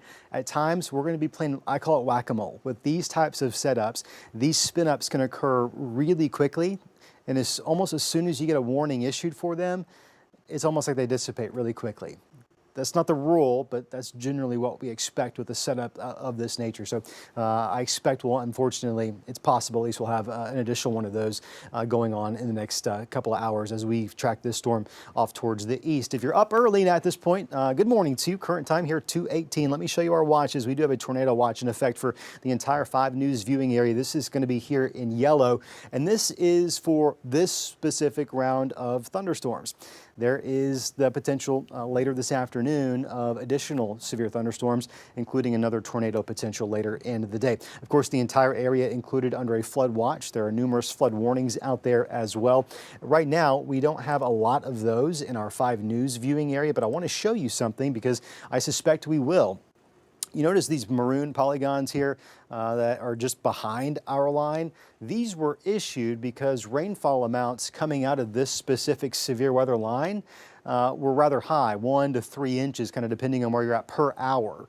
Now, that's not to say you're going to get 1 to 3 inches, but what we take from that is should that line just park itself and it produce rain for a consistent 60 minutes, you'd have anywhere between 1 to 3 inches, which is going to exacerbate an already pretty saturated area, especially across northwest Arkansas that has seen a lot of rain. Kind of seeing some out there right now, nothing severe in Washington. Most of Benton County is currently just looking at moderate rainfall, a little bit of lightning and thunder. Far northwest Benton County included in portions of that severe thunderstorm warning. Relatively quiet across the Arkansas River Valley. That's going to change over the next couple of hours. This line's not moving significantly fast. That's not to say it won't speed up, but slow down, but I think you're going to give it a little bit more time and you'll have some of those showers and those thunderstorms move through. I want to loop this, and I think it's going to show us the general northeast nature of some of these showers and these thunderstorms. So yet again, like I suspected a couple of days ago, there was a good chance folks in Johnson, Logan, even portions of Scott County may not see as much as other folks. And it all has to do with the orientation of the front that's pretty much stalled out from the northeast back towards the southwest. That's the railroad track or the path or the road that these disturbances in the mid to upper levels of the atmosphere are taking. So that's why they're kind of moving from the southwest to the northeast. And that brings a lot of rain to northwest Arkansas, east Oklahoma, portions of the river valley, but certainly the further south and east you go, the lower odds of soaking rains. I think you're going to get something, maybe even out of this, but if not out of this, probably later in the day. So don't necessarily feel left out. I think you're going to get a little bit of rain. The flooding concern, though, is certainly going to be higher, where we've seen a decent amount already. In fact, we've seen quite a bit in portions of the area. While we're waiting on new data, in fact, let me just pull up something. I can give you some 48-hour rainfall totals from the official measuring sites. This isn't going to be encompassing everybody, but these are from the airport weather stations, if you will, for the lack of a better word. Fort Smith over the last 48 hours picking up 0.7 of an inch, more than 2.5 inches at Fayetteville's Drake Field. Poto Airport says about almost 0.2 of an inch. May have to go back and make sure that's correct. This data comes in automatically, so I'm not quite sure about that. It seems a little low to me. Almost 2 inches at Rogers Executive Airport, nearly 3 inches of rain at XNA, and now we're about to add a little bit more on top of that. So with that in mind, you can see why that flood concern is going to continue for a lot of us. If you're just now joining us, current time is 2:21. We're tracking a line of severe thunderstorms with the predominant hazard right now being damaging straight line winds up to about 70 miles per hour. That's why we do have severe thunderstorm warnings. There's technically 3 of them that are spanning almost the entire length of this squall line of thunderstorms that extends from North Oklahoma all the way into South Oklahoma. It's tracking towards the north and east, and so we have these warnings kind of up and down it for that potential of 70 mile per hour straight line winds. But at any given moment, there could be a spin up tornado along that leading edge. That's kind of the nature of these setups, is they're relatively quick to spin up. They're also relatively quick to kind of fizzle out when we talk about rotation specifically. We hope that nothing happens at all this morning, but that's what I'm looking for. Let's do this. Let's work our way up and down that line, just looking for a little more of that rotation and see if we can't pinpoint anything that we need to be too nervous about. Looking at the Fort Smith radar here. I'm looking along the leading edge, trying to see if there's any pockets of greens coming together really close to those reds where we would find a little couplet of rotation. I don't see anything that stands out significantly. What I'll do, just so you have an idea of kind of what I'm looking for, I'll back this up to where we did have a tornado warning earlier with this specific cell in Delaware County. You see how this kind of really started kind of dance together. These colors, they got a little bit brighter. They kind of start to come together. They're a little bit more tightly, compactly co-located. Well, that's going to be why that warning was issued. Now, of course, that fizzled out really quickly. Warning was canceled early, which is some good news for us. But that's what we're looking for, and I don't really see anything of that nature right now. Very well could be a little bit of wind coming out of that cell in Delaware County, moving into far northwest Benton County. Some of those winds are going to be just to the west of Gravette along State Highway 72 and 43, and of course 20. It's not far from Sulphur Springs, although Sulphur Springs not technically included in any warnings. That storm is going to be making its way your direction. There is a decent amount of moderate to heavy rain coming out of this cell. Especially moving into Benton County here really soon. You see those reds there? That indicates some good moderate to heavy rainfall that is going to exacerbate that flash flooding concern for us as well.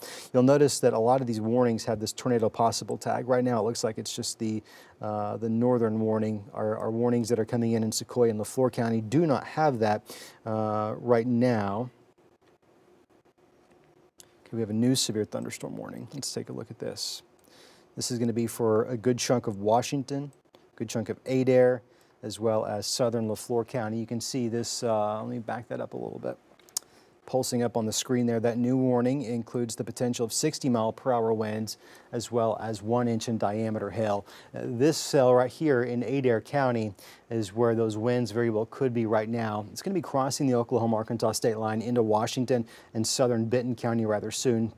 Fayetteville, Siloam, Springdale, a couple of those towns and communities included in this specific warning, as well as Morrow, Westville, Stillwell, let's say Hawkeye, Lincoln, Prairie Grove, West Fork, Farmington, Tarnytown, Siloam. Siloam's currently included in 2 different warnings, actually, 2 different cells overlapping there that are going to produce potentially some gusty winds, maybe even a little bit of hail as well. We'll take a look at the velocities. Let's just see what the winds are doing right there. So you got some leading edge winds. You see that really crisp, defined differentiation between those reds and greens right there. Well, that's going to be that wind blowing away from the Doppler radar site. Right now, I'm utilizing the Tulsa site just because it's a little bit closer to this specific storm. So you see those winds pushing out of it.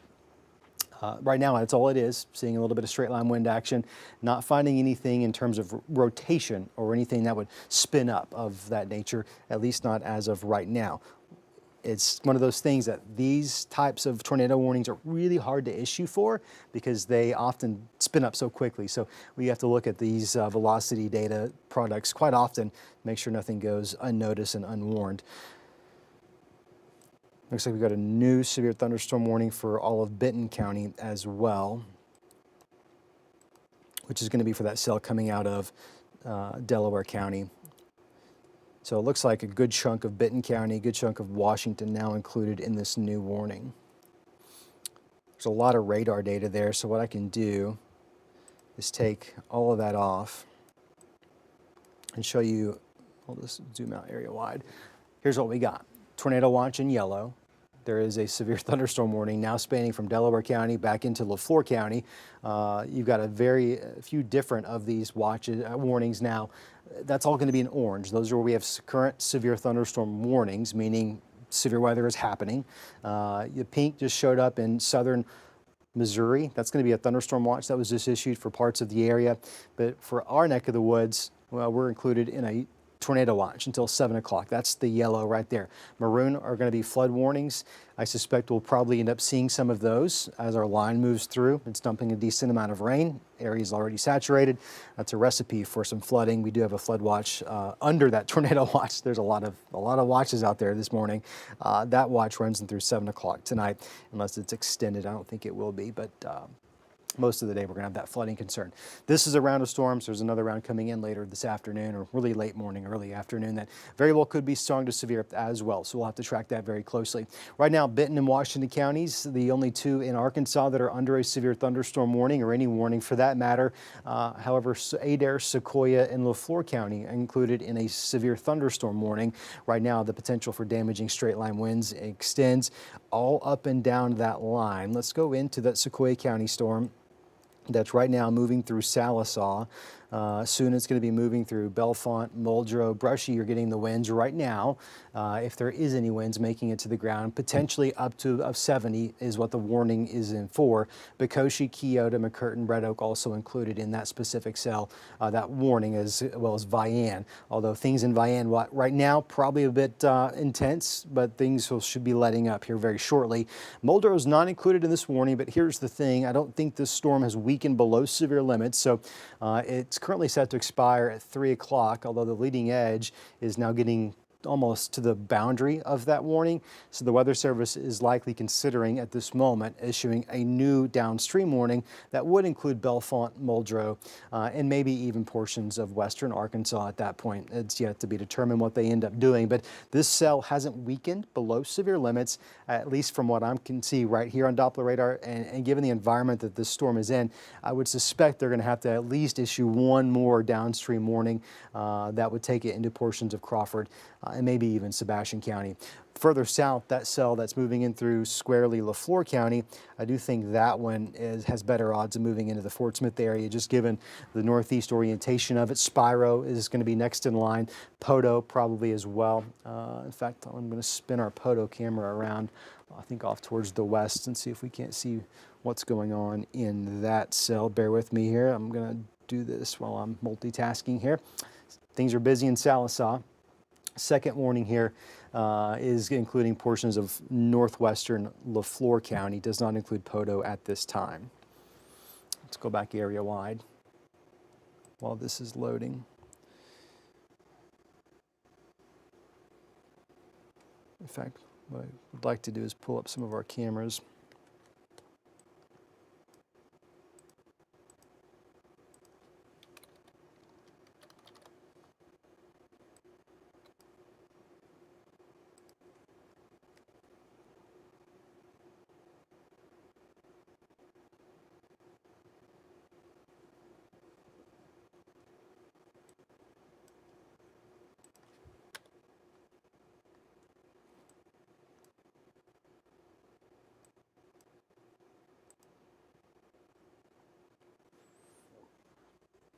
So this is going to be northwest Arkansas on the top. A lot of lightning, as you can see there. River Valley cameras here at the bottom. I'm spinning that Poteau camera around. See if we can't get a look at that storm coming in from the west. Our Poteau camera sits on the hospital there. Gives us a beautiful view all around Lafleur County. It's one of our newest ones and has quickly become one of my favorite cameras. Ozark's still my favorite, but I'm a little biased about that. Okay, I'll leave it right there. I saw a little bit of lightning off towards the west. We can keep an eye on that. I got that pulled up off air as well. We'll go back to live radar. If you're just now joining us, good morning to you. Good Easter Sunday. Unfortunately, weather's not necessarily going to be the best for us today. Got storms moving through right now. Tornado watch runs through 7 o'clock.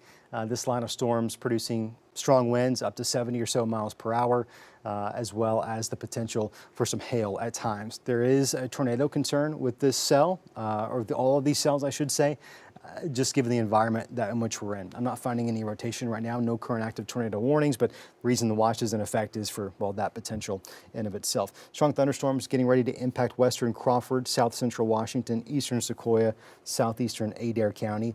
That's kind of just an early heads up that some of these cells may be tracking your direction as they get ready to push closer and closer to that Oklahoma-Arkansas state line. Let's do this.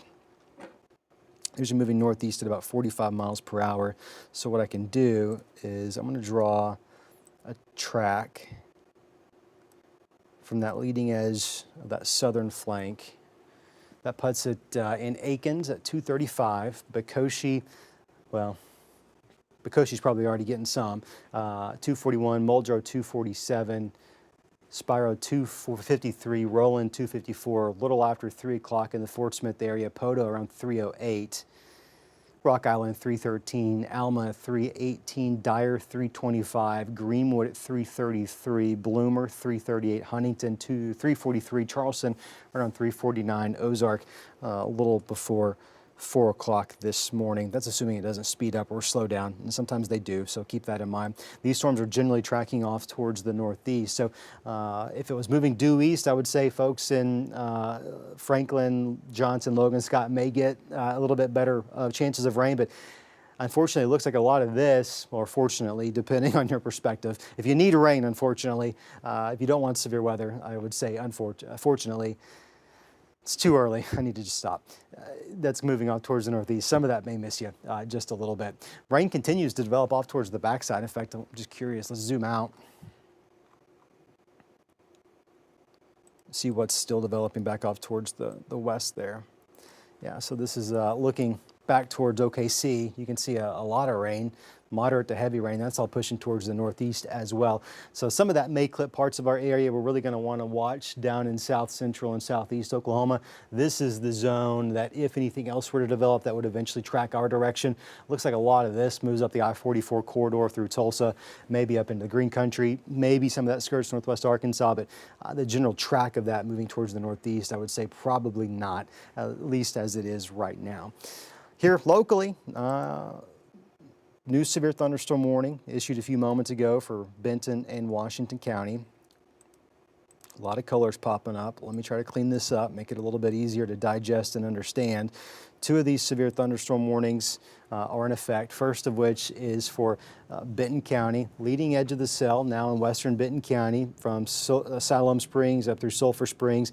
That's going to be moving towards the northeast. Some of that probably does eventually clip Bentonville and Rogers. Siloam's getting a good soaking rain right now, probably some frequent lightning and thunder. I'm kind of hearing the rumbles here in Johnson as well. Springdale, you're going to get in on the action as well.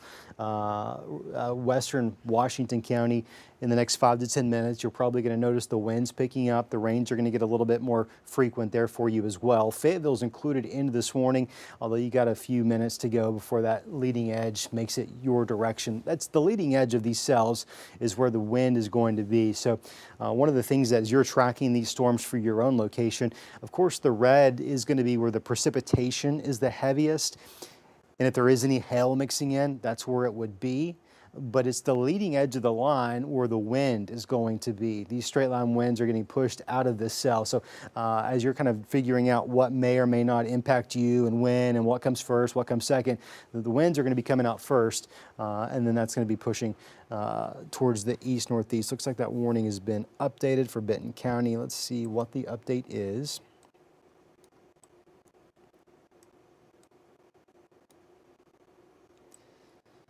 So it looks like we've dropped the radar indicated tag, or the tornado possible tag.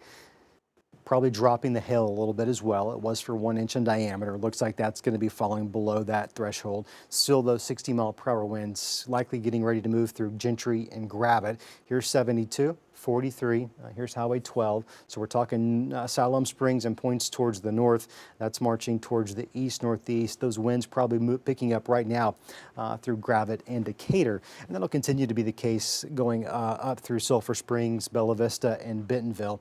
In fact, we can do this. Let me take some data off here. Let me try to clean this up for you. Back this up just a bit. Let's loop this over the last hour. Still a lot going on over the last hour.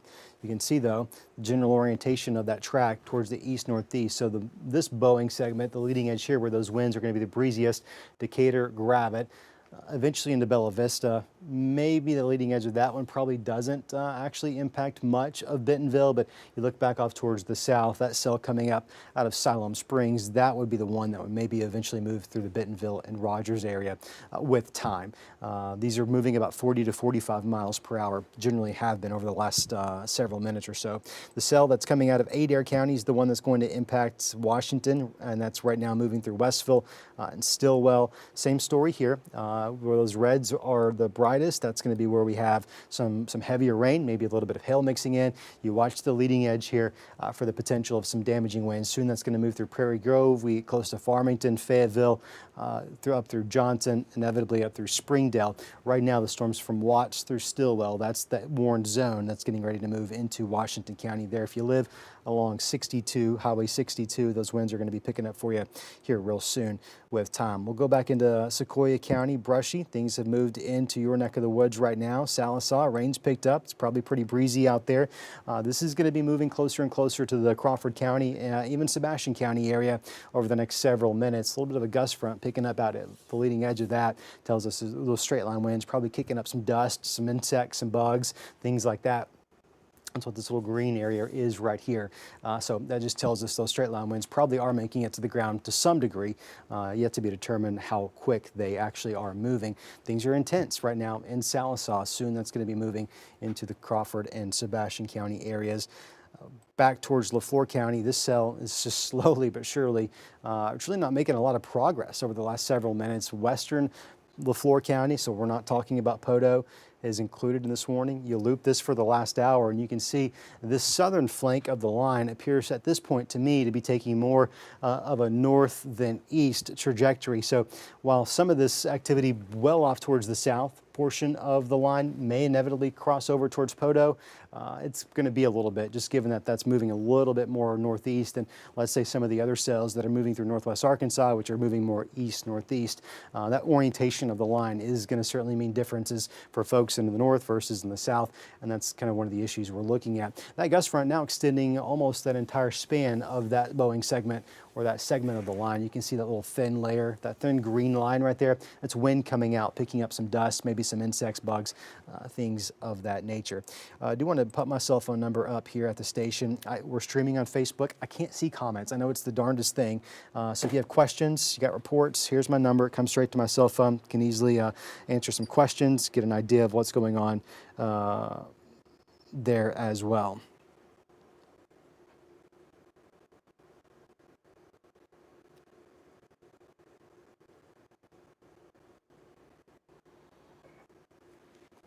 479-785-5000. That's the number here at the station, and I'll be checking those routinely. So you have questions, comments. Actually, I don't care about your comments. I do care about your comments, if they're positive anyways. If you have questions, happy to help you out. I am unhinged. I've not had a lot of sleep. I probably shouldn't have said that. That's going to get me in trouble. I do care about you a lot. We are tracking a line of severe thunderstorms passing through the area from the north to the south. This is what it looks like area-wide. Benton County is in the thick of it right now. Benton County had a lot of storms last night. You've got one moving through at the moment. Northwest Benton County, West Benton County, heavy winds, heavy rain. You got probably maybe even some small hail mixing in there at times, potentially up to 3/4 of an inch. That's going to be passing towards Bella Vista, Bentonville, Rogers as well, included in that warning. Eastern portions of Benton County not included in a warning at the moment. I suspect at some point you probably will be. Fayetteville, right here, you're included in this warning. Your storm is, for the most part, still in Adair County, but it is tracking closer and closer to that Arkansas-Oklahoma state line with that northeasterly track there that will be taking it your direction over the next several minutes. Not a lot going on in Madison County. That's going to change. Give it some time. You got some moderate rain falling in portions of Carroll County there as well. That's going to be a concern for us over the next several minutes. Okay, getting some of your questions here. Let me start from the bottom. What's the timing on this for storms this afternoon in Crawford County? I'll come back to that. I do want to take care of you, but I want to stay focused on this round of storms right now. Is green forest in the clear? Can we sleep? Look, I'm not going to keep you awake. Right now, there's no immediate tornado potential.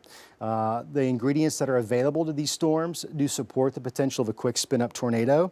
So, and there's a reason you're under a tornado watch.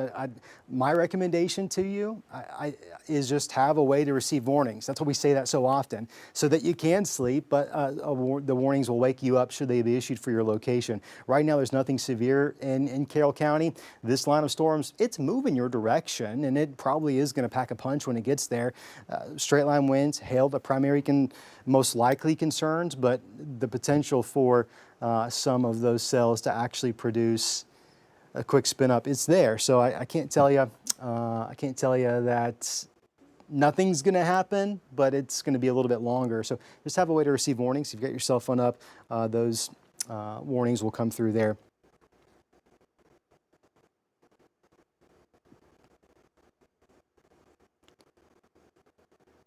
We're visiting from San Diego. None of our family is awake. We are in Barling. What should we do? Should we go to a shelter?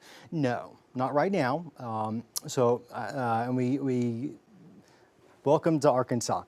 This is what a spring is like around these parts. There's nothing right now that says you should go to a shelter in Barling. You've got some damaging straight line winds, potentially damaging straight line winds, 60, maybe as high as 70 miles per hour that'll eventually track into Barling unless this line weakens. I don't suspect it's going to. My recommendation is once that storm gets closer, you might just want to avoid some windows, especially west-facing windows, and I think that will be your safe bet. Now, if a tornado warning is issued, if you start seeing yourself in one of these red boxes we call a tornado warning, that's when you probably should seek shelter. Innermost room in your home, if you got a lower level, you want to put as many walls between you and the exterior as possible. That's not the case right now. Do you think we'll see a tornado tonight in Bentonville or Rogers? Right now, I don't see any rotation within this line segment producing anything. That can change quickly. That's why the watch is in effect. The watch just means conditions are favorable. It could happen. So we want to be on top of it and stay tuned to those changes should they actually occur. Are you able to show SPC outlook for 2025? That's tomorrow's. Yes, I'll show it. I know it's higher. Here's the thing. We've got to take this one step at a time. We've got severe storms moving through right now. Tomorrow afternoon is concerning to me too. I grant you that. Can you show the hail track for Van Buren so we know what to expect soon? I'll show you the hail track. I've not seen a lot of hail with it. And that's not uncommon for these types of setups. You notice maybe a little bit of small hail at times. In fact, the Sequoia County warning, it just dropped off. So the cell that inevitably will cross over into Crawford County, right now it's just fallen below severe limits, and so they've canceled that warning. There's probably some pockets of maybe some pea-size hail mixing in here at times. That's what these grays correspond to, really small pockets of hail. Could it intensify again? Yeah, it should, but right now, I'm not seeing a lot of hail. This is primarily, when you get these squall lines, these long lines of storms, it's almost always a wind and a spin-up tornado potential. And that's what we see out there this morning. Getting a lot of your text messages. I'm trying to get to as many as I can. I don't want to miss anybody. Let's see. When will the winds hit Springdale? Let's take a look.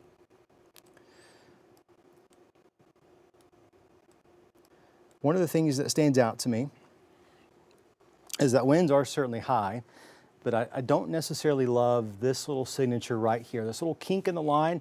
When you get these line segments, these squall lines, and you start to see kinks, that's where sometimes little areas of rotation could develop. And that may be kind of what's happening or trying to happen right there. That's going to be moving towards the northeast. So let's watch that really closely. What I'll do to answer that question about when the winds will hit Fort Springdale, we can put a track on this. This is moving about 45 miles an hour. You can see where the leading edge of those winds are right there. That little Boeing segment going to be pushing out. That takes it to the Lake Weddington recreational area. Isn't it crazy that like portions of Lake Park are still closed years later? It blows my mind. Highfield 251, Tawnytown 258, Cave Springs 3 o'clock. So probably let's say 255 to 3 or so there in Springdale. The ballpark around 302. Mercy Northwest at 305. Springdale at 307. Rogers, that's going to be downtown Springdale, right? 307. Rogers 308. Fayetteville at 310. I was wondering if the storms has lightened from earlier and if the tornado for Springdale is not really possible anymore. No, it's possible. It's definitely possible. I'm afraid so. No, it's. I think the takeaway is our most likely hazards are going to be wind and hail. Tornado risk is low, but it's not zero, and we're kind of seeing that with some of these quick spin ups. Saw that in Delaware County earlier this morning, and so that's kind of the situation that we're looking at right now. I'll loop this over the last hour and you can kind of see that general motion. Getting some more text in. I thought we were caught up. Let's do this. Did get some questions about the SPC outlook. This gets really confusing because we're kind of looking at current day one versus tomorrow afternoon day one.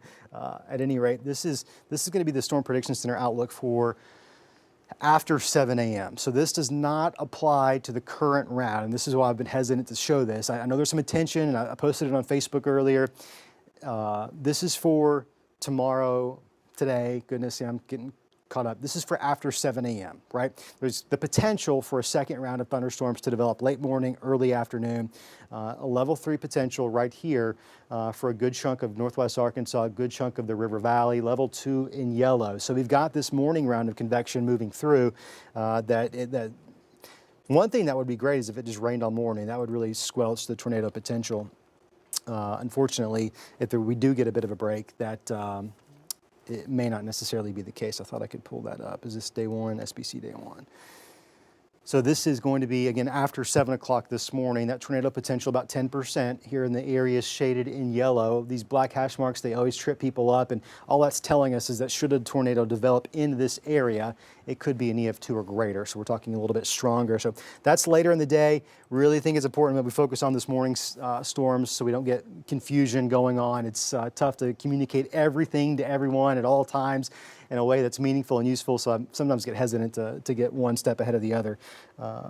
But I hope that helps you a little bit. Looks like Sequoia County, part of the storm, starting to trend downward. Do you agree? Yes, I absolutely agree. I really thought it was going to start holding together, but thankfully it has really weakened to some extent. Velocities are not near as pronounced as they once were. That's going to be the measures of our wind. There's definitely some heavy rain coming through Sequoia County, maybe with, at times a little bit of hail mixing in there as well, but that's going to be it. So kind of bouncing between Tulsa radar, Fort Smith radar to get an idea of what's going on in Benton County.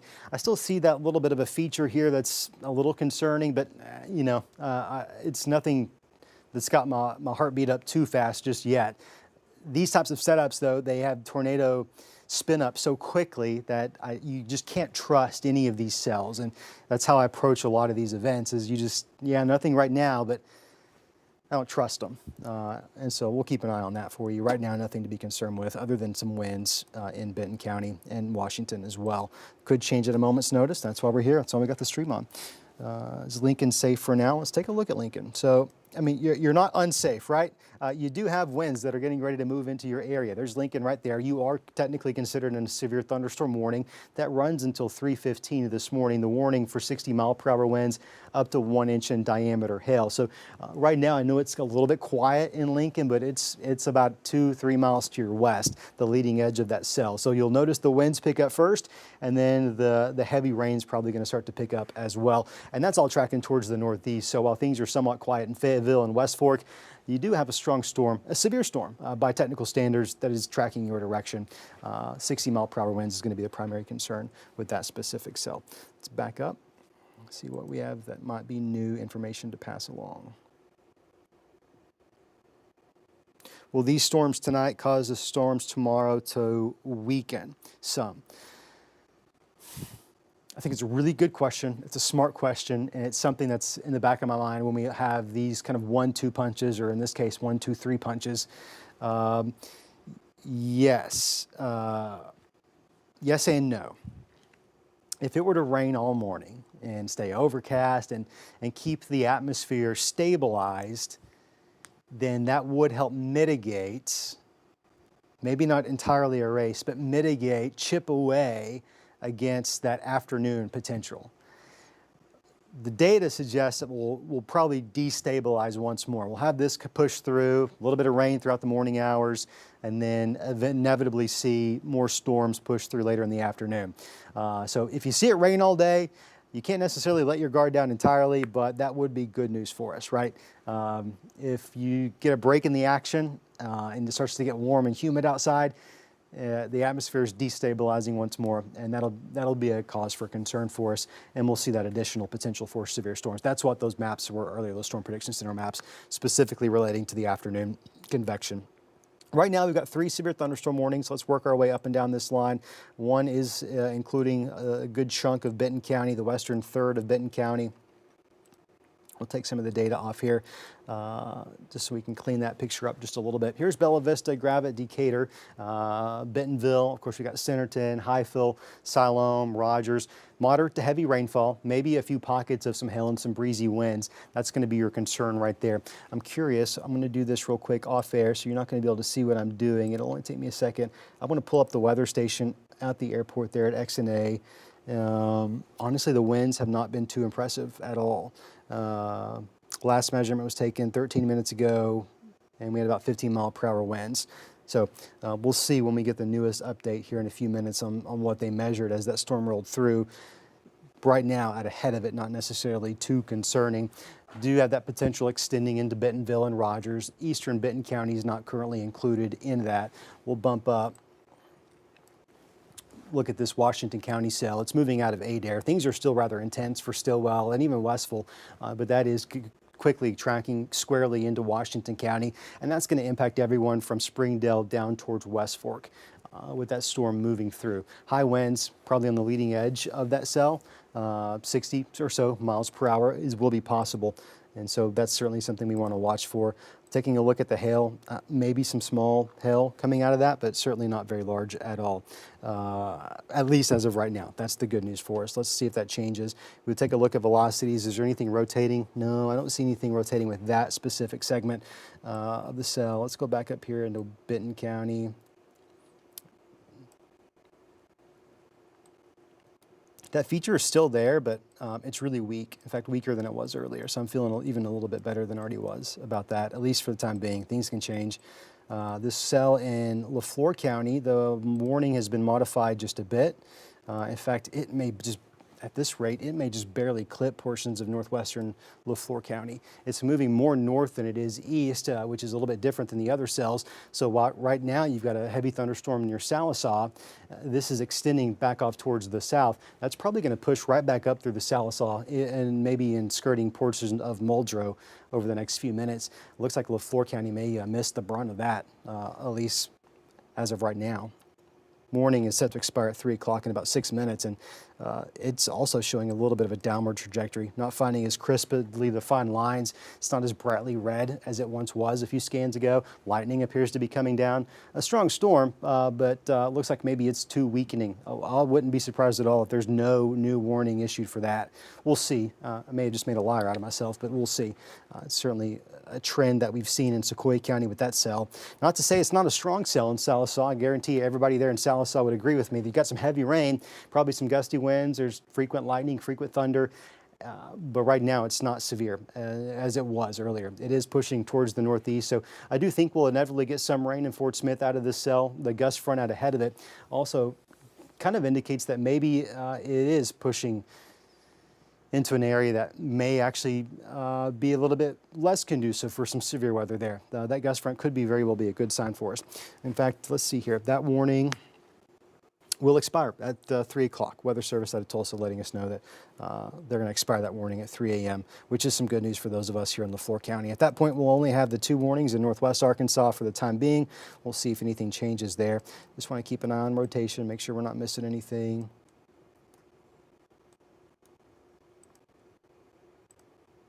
Winds are breezy out of this. There's no question about that.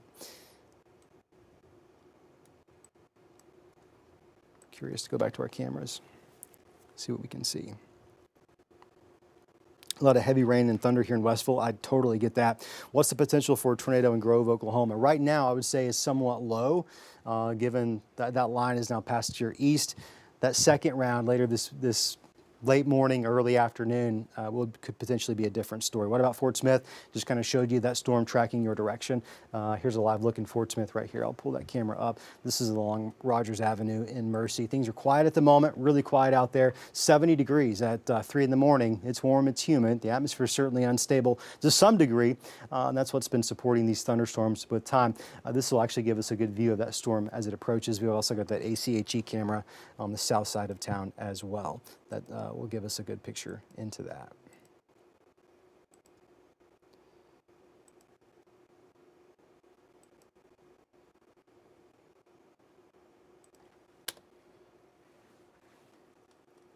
What about Lincoln, Arkansas? Kind of talked about Lincoln a second ago. Happy to go back into it. Right now, storm's pretty much moving right on top of you. So Lincoln's right here, leading edge of that cell. It's kicking into your neck of the woods, west side of town for sure. 60 or so mile-per-hour winds will be the maximum. I'm not sure all that's actually translating to the ground, but it's severe enough that the warning is in effect until 3:15. So you got about, let's say 19 more minutes to go with that. 1 inch in diameter hail would be the top end, which is about the size of a quarter. I suspect from what I'm seeing, it's probably much less than that, if any at all. I think this is really more of a wind event for Washington County, at least as of right now. When we look at the velocities, the storm relative, so no rotation with that. But you can see where these brighter pinks are, this like leading edge right here that's now moving into Lincoln. That's where those straight line winds are, and that's pushing towards the northeast. So if you live anywhere along Springdale, up and down 49 through West Fork, and points off towards the west. So let's say Farmington, Prairie Grove, and including Lincoln, that cell is going to impact you, and it is severe. It maintains its severity. Severe thunderstorm warning in LeFlore has canceled. So that's some good news for us right there. Rain mode shows Lincoln getting quite a bit of rain over the next several minutes. It'll taper off eventually, but it's going to be heavy at times, and you'll just want to endure that. Winds won't last forever. They're going to calm down once the bulk of that cell passes to your east, so give it about 10, 15 more minutes, and then you'll be looking at some rain. We've got these flood warnings back off towards the west. Don't be surprised at all if we start to see some of those in our neck of the woods, just given the slower trajectory of this storm. I mean, it's been moving through portions of Benton County for what feels like the last hour or so, and it's slowly pushing off towards the east. So as slower it gets, more rain is going to dump. I think flooding is going to be a concern for us probably this morning, and if not this morning, definitely going into this afternoon as well. We do have a watch in effect. Let me show you the watches right now. There's a lot going on here. Let's start with the warnings first. Warning means something imminently is happening. We have a severe thunderstorm warning for Benton, Washington, and this one's going to fall off the map here. This one in LeFlore County, it's going to fall off around 2 minutes from now. For all practical purposes, you can consider it already canceled. Yellow is our severe thunderstorm watch. that just means conditions are favorable for a quick development of a tornado. Doesn't mean one's happening right now. Doesn't mean you necessarily need to go to your safe location. It just means, hey, watch out, something could happen. The ingredients are there. Green's going to be our flood watch. There you saw it fall off your map there in LaFleur County. Green's going to be your flood watch, and this maroon color is going to be a flood warning. I know it kind of gets looks like a kaleidoscope. Lots of fun colors out there when things are as busy as they are out there tonight.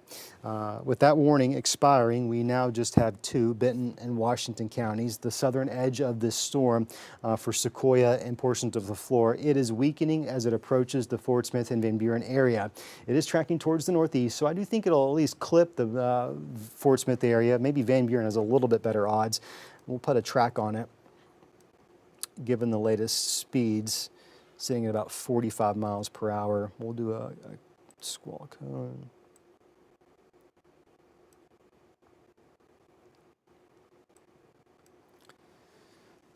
So just that segment, right? I know it's probably missing most of the Fort Smith area, but Bellefonte 303, Muldrow 305, Remy 309, Uniontown 313, Dripping Springs 319 there north of Van Buren, Cedarville 322, Figure 5 326, Blackburn at 328, Rudy at 334, Mountainburg 339, Dean Springs at 344, Graphic 346, Hazel Valley 350, Bidville at 355, Crosses at 357. Now that's just for that portion that's moving into Sequoia County. I do think, assuming it doesn't just entirely fizzle out, the storms that are not severe, and that one isn't there, that extend just to the west of Spiro, this is the activity that could clip Fort Smith. It's moving so much further towards the north than it is actually east that it's possible Fort Smith doesn't get a whole lot out of that specific cell right there. It's going to be close to town, close enough you're probably hearing the thunder. I bet you are. But you may get a little bit of rain out of it. Let me loop this over just the last 15 minutes. You can maybe get a little bit better of an idea of what we'll see. You notice just over the last 15 minutes, this is almost moving more north than anything else. That doesn't mean that some of this won't clip you. I think it is possible, but maybe the bulk of it probably moves into parts of northern Crawford County as opposed to Sebastian for sure. The bulk of Sebastian anyways.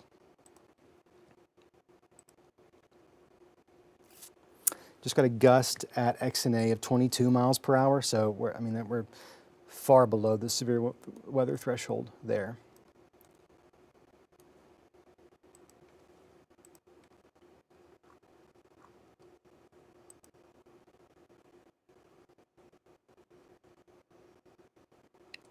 Question that just came in. I live in Piney, which is between Stillwell and Westville, Oklahoma. It's right along the Arkansas state line. Yep. Getting strong winds and rain at the moment. Can you tell me when it will pass? It's moving kind of slow. I'd say give it 5-10 minutes, and I think the worst will be to your east at that point. You're still going to have moderate to heavy rain. You're probably still going to hear some lightning and thunder, but the worst will pass at that point.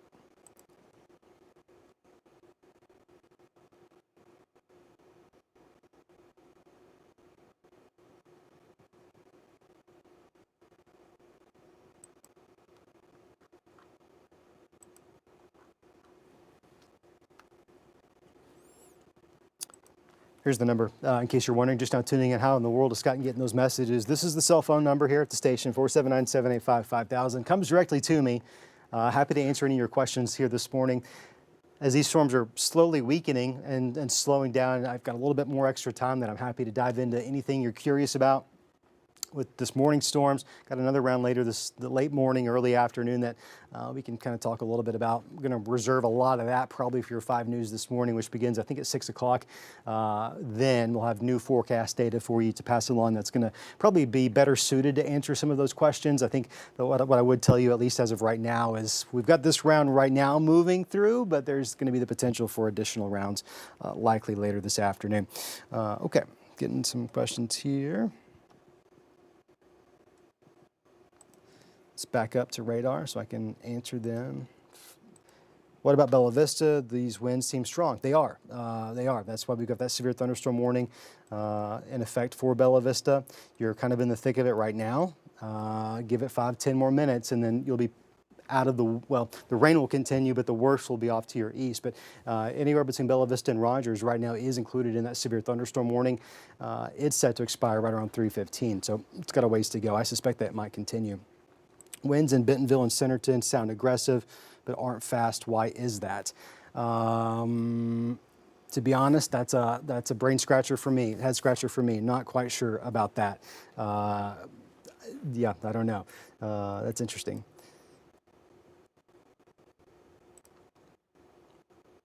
Estimated timeline for storms tomorrow, late morning into the afternoon hours, late morning for East Oklahoma, probably afternoon hours for West Arkansas.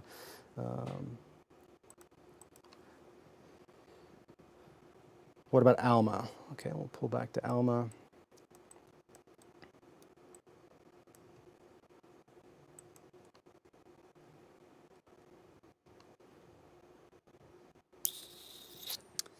Well, you very well could get a little bit of rain out of what's moving through Sequoia right now, and maybe even portions of northern LaFleur.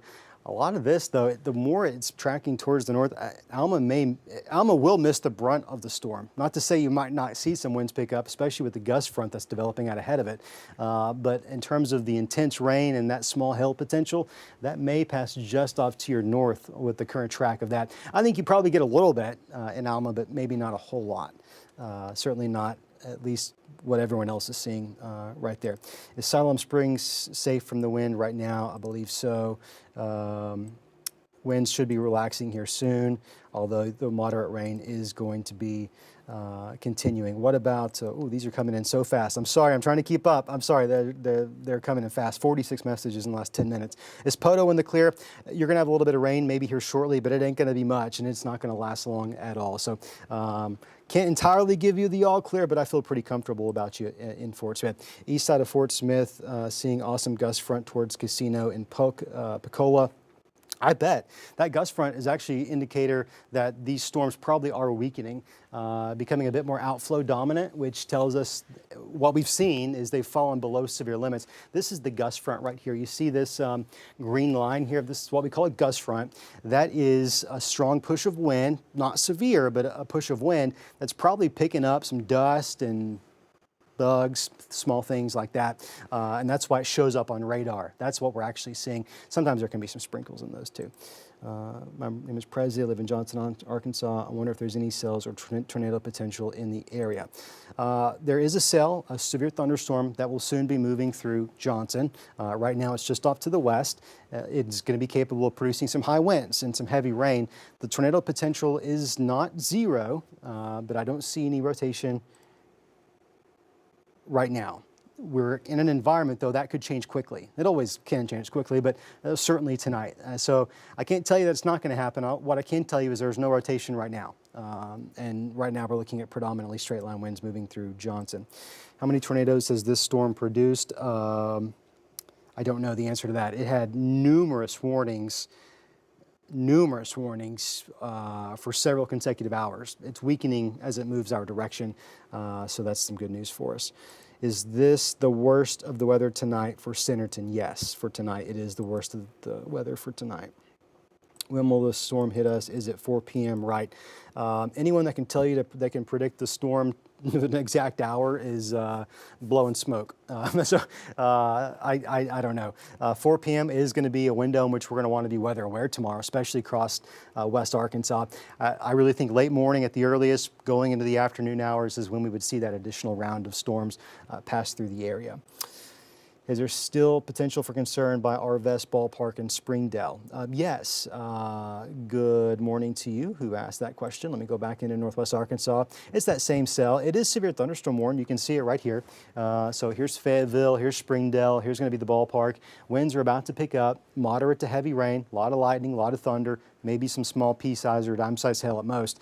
That's what the warning is for right now. That is tracking closer and closer to the I-49 corridor, so it is going to impact the ballpark. I know you kind of had a rocky morning this morning with, I guess, that potential tornado, straight line winds tornado. I'm not sure yet. I went out there and looked at the damage myself, and I'm not sure. I'm just not sure what that was. Weather Service will probably have to come out and investigate that. I'm not seeing rotation out there right now. I'm talking about old stuff at this point, just rambling. Hey, what about Bentonville, and when do you all think the warning will go away, if it will? Well, the good news is warning is being trimmed. You can see, I wonder if I can get that to pop up. Technically, it's set to expire in 6 minutes at 3:15 for Bentonville. I suspect they'll probably end up letting that expire, which is some good news for us. Right now, though, it continues, 60-mile-per-hour winds, heavy rain for Bentonville. Is Greenwood good? Of course Greenwood is good. Greenwood is great. The Bulldogs are great. Yeah, things are pretty okay for us right now here in Greenwood. You've got some scattered activity back off towards the west. It's less intense, it's weakening, and it's becoming more broken as it approaches that state line.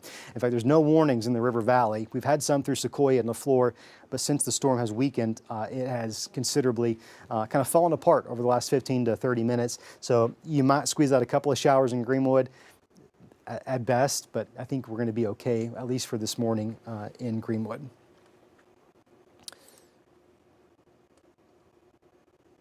Hello, I live in Los Angeles, and I'm currently tuned into your channel. When will the storm pass Siloam Springs? I have family there, and I'm really worried. Number one, don't worry, we're good.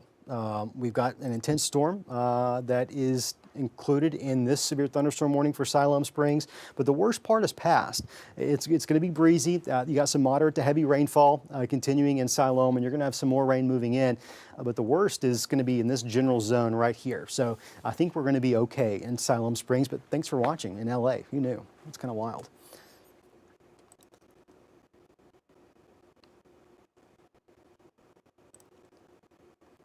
Bus potential for tomorrow. Hey, there's always bus potential. There's always bus potential, especially in these events. It's there. I like to think of it, what are the failure modes? Why would the forecast not verify? Where could the data be wrong? If it rains a lot tomorrow, this morning, I guess I got to get used to the fact that it's Easter now, it's Sunday now. If it rains a lot this morning, if the atmosphere doesn't destabilize again as it's expected to, that's a bus potential. Yeah, of course it's there. But I would say the bus potential is less than the actual verification potential, and that's the thing. When will it be out of Lincoln? I get a lot of questions out of Lincoln this morning. Good morning to everybody in Lincoln. Let's go back into it. Let's find out.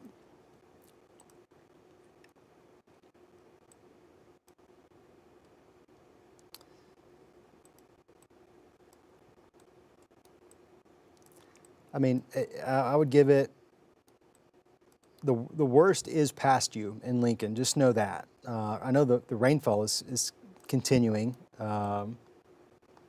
but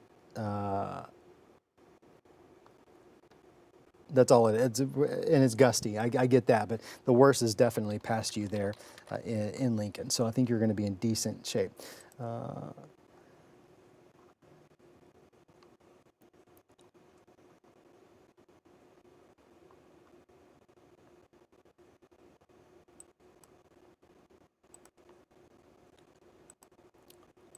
Trying to see which messages I've missed. I'm so sorry. I'm trying to catch up to all of them.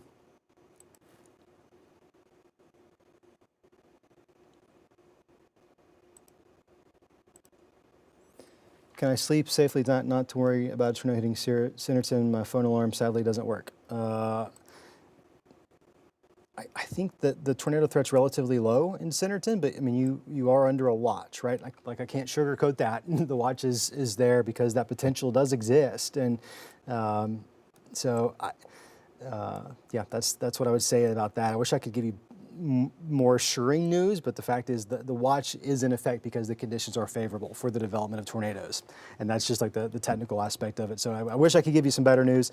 I don't see anything of concern right now other than those winds. Okay. At work, any power outage reported for the line going through Springdale, Elm Springs area? Let's take a look. Any power outages? No.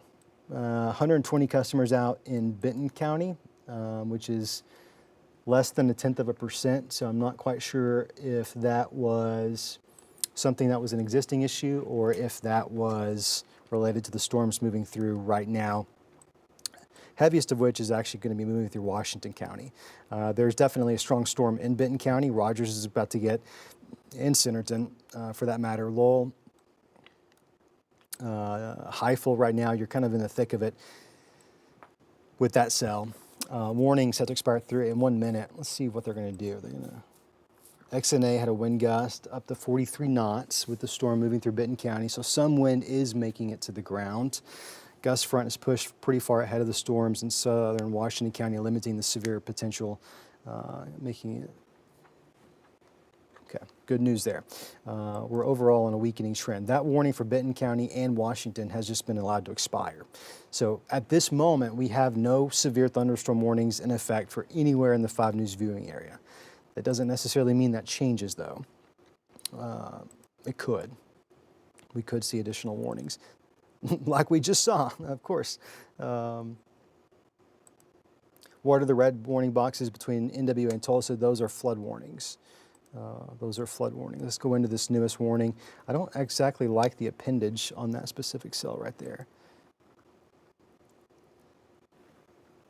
It's wild that we went from no warnings for 3 seconds to now we've got a new warning, which includes northern Crawford, good chunk of Sebastian, western Madison, northern Crawford, good chunk of Washington. Sorry, I didn't mean to say Sebastian. No concern there right now.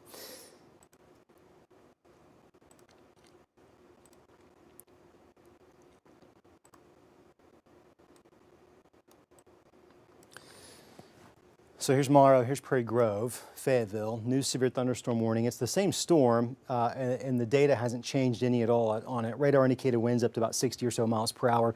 Might be seeing some sub-severe hail with that specific cell. It does kind of have a little bit of a hook to it. I looked into it. There's no rotation there right now, but it does have somewhat of a little bit of a notch. You got to watch those things closely. If you didn't hear me earlier, I don't trust those things at all, and so until they actually absolutely fizzle out or move out of our area, I'm skeptical, and I'm going to keep coming back and looking at the rotation potential there. I'm going to go back to your questions. I have the Channel 5 app and the Storm Track app, and I'm not getting notifications. What settings do I have wrong? I would have to see your phone to be able to tell you. I'm sorry, I don't know. It also depends on what kind of phone you have, and I think the settings there are different. If you want to call up here one day, preferably not right now.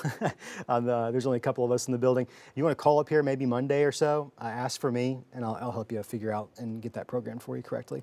Have there been any reports of tornadoes during the storm already? It's an interesting question. Let me see. Storm reports. Yes, back off to the west of McAllister. You can see storm reports. Tornado here. Of course, these are going to be hail reports, flood reports. 1, 2, 3, 4, 5, spanning back into Texas. Tornado reports there. Sometimes those aren't always current. Sometimes, especially when these storms happen at night, it takes some time for those to come in.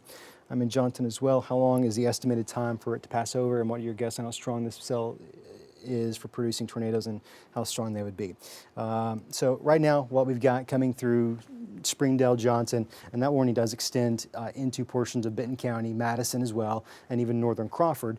This cell, 60-mile-per-hour winds, that is going to come through Johnson, could have a little bit of hail.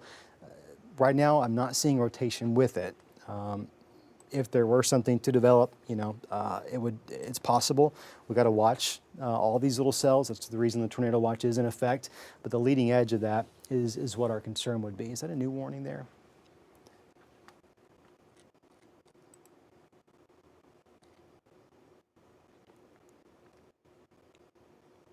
Yeah, that's a new severe thunderstorm warning for Benton again.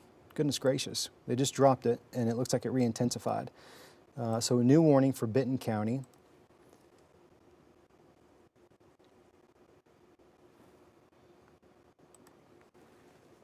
So now we have 2 warnings. So we went from 2 to 0 to back to 2 in a matter of about 5 minutes, believe it or not.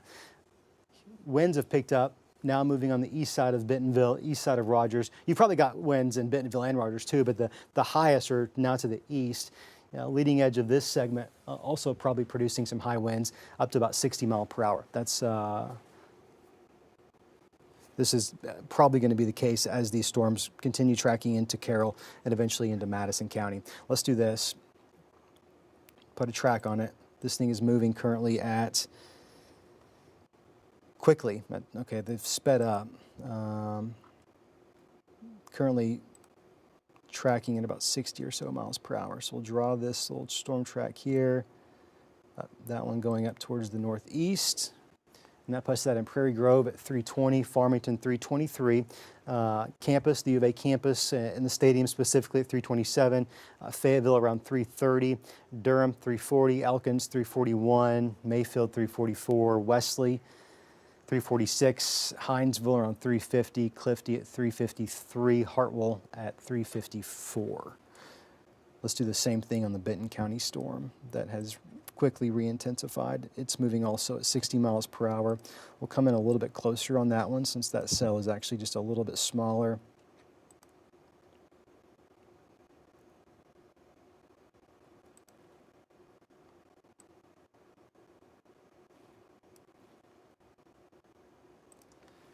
Rogers at 321, Little Flock at 322, St. Mary's at 322, Rogers Airport 324, Pea Ridge 325, Avoca 326, Brightwater a minute later, Garfield at 333, Washburn at 337. That's for the Benton County storm. 60 mile per hour winds possible with that one specifically. Might have a little bit of hail with that as well. I've not seen a lot of evidence of hail, which is some good news for us. Not seeing anything with that right now. It's primarily driven by the wind potential. Winds have come up on both of these cells. Velocity, looking for rotation, not finding much of anything that's pressing, at least as of right now. Is Bella Vista still okay? You're under a severe thunderstorm warning. It's a new severe thunderstorm warning. But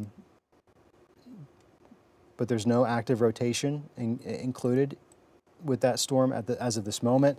In fact, the worst of it looks to maybe pass just off to your south and east, but still portions of Bella Vista is included in the warning. That's moving towards the northeast at 60 miles per hour. The worst is right on top of I-49 right now in terms of the precipitation.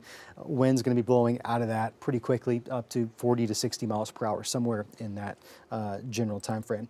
What's the status of Bentonville? What are the warnings and watches right now? Kind of just talked about that before I read your message, so I'd say the same thing. Heavy rain in Bentonville. I know it's coming down pretty quickly. Probably a lot of lightning, probably a lot of thunder. Winds are up there as well. Not seeing any rotation in the Bentonville. I'm not seeing any rotation at all right now, just to be clear. Primarily a wind issue for us. I do want to take a look into Bentonville from our Jack Link's camera. I bet we're seeing a decent amount of lightning. Looks like the rain is coming down pretty hard. This is Walton Boulevard right here, and we've typically have a pretty great view off towards the east there, but it looks like the rain's coming down hard enough that we're not really able to see a whole lot. Temperatures have come down, which tells us that maybe that atmosphere is destabilizing relatively quickly. All is fairly quiet in Siloam on the east side, not any winds, light lightning, no hail.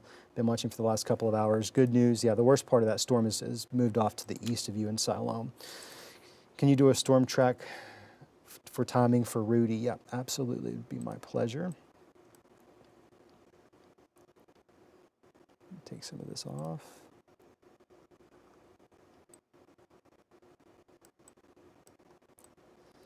So the question becomes, which portion of this storm, if any, actually clips Rudy?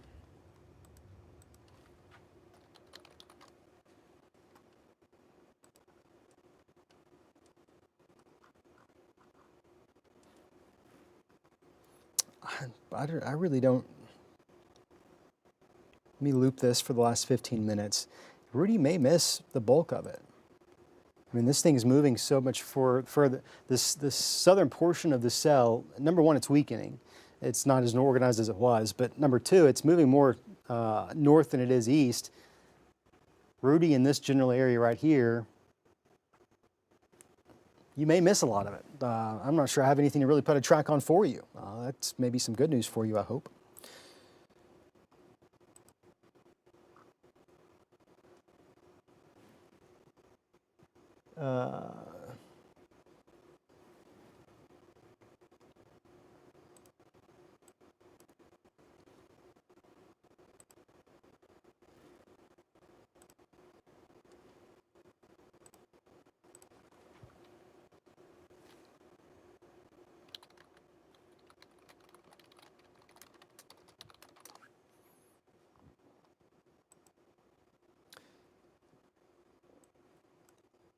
What's the status of Savoy? I think you're in kind of in the same position with most of that Washington County cell. The worst is on top of you right now.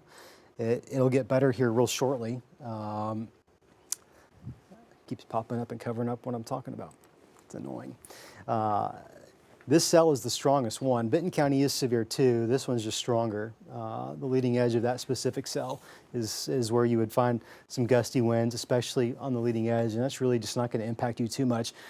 You've got some heavy rain, moderate to heavy rain, lightning, thunder. Things are probably breezy, so I wouldn't suspect much of a concern for you there. Hope that helps. Winds picking up in Springdale. I believe it. The leading edge, yeah, definitely is now moving Springdale, getting close on the west side of Fayetteville, extending back towards Prairie Grove as well. You want to watch for the leading edge of the line. That's where those highest winds are going to be. Of course, then the rain picks up where you've got these reds, and then the lightning is going to be there as well. If there is any hail, you want to look in some of these darker colors. That's where it would be mixing in, but I'll tell you,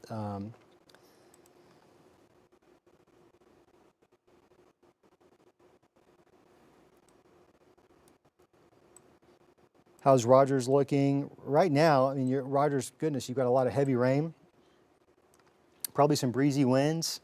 Let me check on rotation again one more time. Just want to make sure nothing's poking up. But there is no rotation with it. Right now, this is just primarily a straight line wind issue for us. So winds and some heavy rain in Rogers. I'm not finding any pockets of rotation there. Winds and heavy rain, straight line winds. That's going to be the concern. You can kind of see that right here when we look at just storm winds alone. Here's that leading edge right now. So this is the zone in which those straight line winds are going to be highest. Not to say there's not some breezy conditions back off towards the west. There is. There's going to be some winds within the core of that storm, but the straight line wind potential is going to be right here. So now it's east of 71, and that's going to be pushing towards the northeast, east of Bella Vista, up towards Garfield, Avoca, Pea Ridge. Looks like maybe the worst may have just passed Pea Ridge. This is looking from the Springfield radar, so it looks a little bit different, but it's telling us the same thing, just from a different vantage point.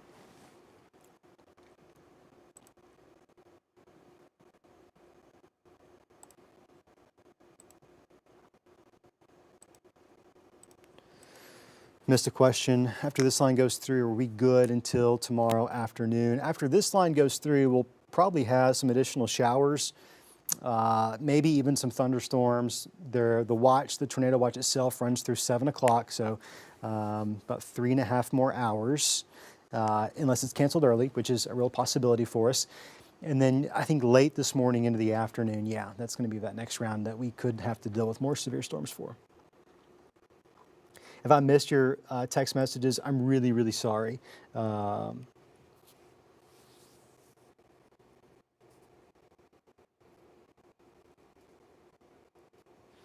really, really sorry if I missed your message. There's a whole bunch that came in really quickly, and I did my best to get up to all of them.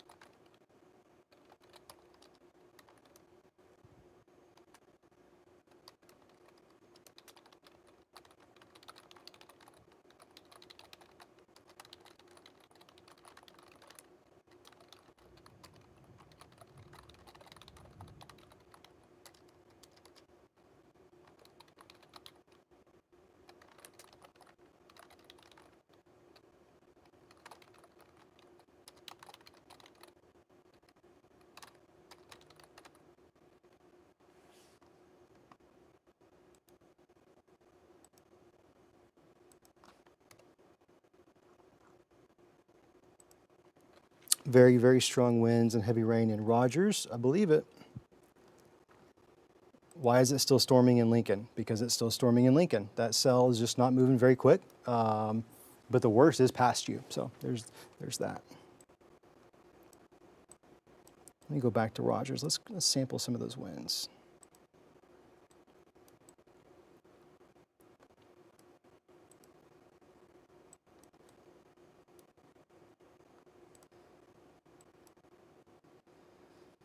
So this is looking from maybe the Fort Smith radar. 60-mile-per-hour winds through the east side of Benton County. Near Rogers, about 46 or so miles per hour. Those are some really strong winds. Now, technically speaking, 60 is where you get a warning to be issued, and that's probably happening across a good chunk of Benton County. That storm had weakened some, and then it pulsed back up really quickly. Tuning in from the edge of Bentonville and Centerton, I keep thinking I hear the sirens, but no update from watch to warning. Can you tell me for sure there are no cells or rotation active? There's no tornado warning. There is no rotation for Benton County. To be super clear, there's no rotation at the moment. No tornado warning for Benton County. You're under a severe thunderstorm warning. Every city and every county and every location have different parameters on where they sound their sirens versus when they don't. So I don't suspect they're actually sounding. It might just be the wind you're hearing, is my guess. But if someone is sounding a siren, it's not because there's a tornado warning at the moment. There is a Doppler radar indicated severe storm moving through. Getting some reports out of Rogers that the winds are very breezy. And I would say 40 to 60 mile per hour is going to be common from Bentonville, Rogers, moving towards Avoca, Garfield, Gateway as well. Pea Ridge, Little Flock, Prairie Creek, you're also included there. How's the West Fayetteville, Farmington looking? Let's go back out a little bit. Storms moving into West Fayetteville and Farmington right now. Winds are very breezy. We'll take a look at those. They're not as high as the Benton County storm, but I would say you're seeing some of these brighter pinks here, 47, 46. You're probably getting 40 to 50 mile per hour winds coming out of that cell, in addition to, of course, the heavy rain, the lightning, the thunder. That's going to be moving into downtown Fayetteville here very soon as well. Eventually into Greenland, Goshen, Elkins, West Fork, that's all tracking your direction. On its current track, it would take that cell into a good chunk of Madison County. Right now, portions of Madison is included in the severe thunderstorm warning, which is set to expire in 29 minutes, right at 4 o'clock. The Benton County warning, I believe, is probably also going to be the same. Nope, 3:45 a.m. So a little bit shorter of a warning for Benton County. That's going to move out of Arkansas into Missouri. Probably in the next 30 or so minutes, around the time that warning's going to expire. Right now, all up and down that line, from Springdale to Winslow along I-49, you're probably about to get some strong winds, 40 to 60 mile per hour. Radar is sampling about 40 or so. Sometimes the terrain could continue enhancing some of those winds. Should we be staying up, watching out for the Van Buren area? I'll say this. I feel pretty good about you in Van Buren. In fact, the southern end of the cell just keeps dissipating, which means a good chunk of River Valley is not going to see anything out of that. There's some scattered cells developing to the south, but they're just spotty showers at this point. I feel pretty good about you, but there's a reason the watch continues until 7 a.m. I'd go back to bed if I were you. Key takeaways, make sure your cell phones are charged, plugged in, they're turned on so that those warnings, if they were to be issued for you, can wake you up. That'd be my recommendation to you. Hail in Prairie Grove. How big is the hail? If you don't mind, let me know how big it is. Yeah, I see it starting to pick up a little bit there. We'll take another look.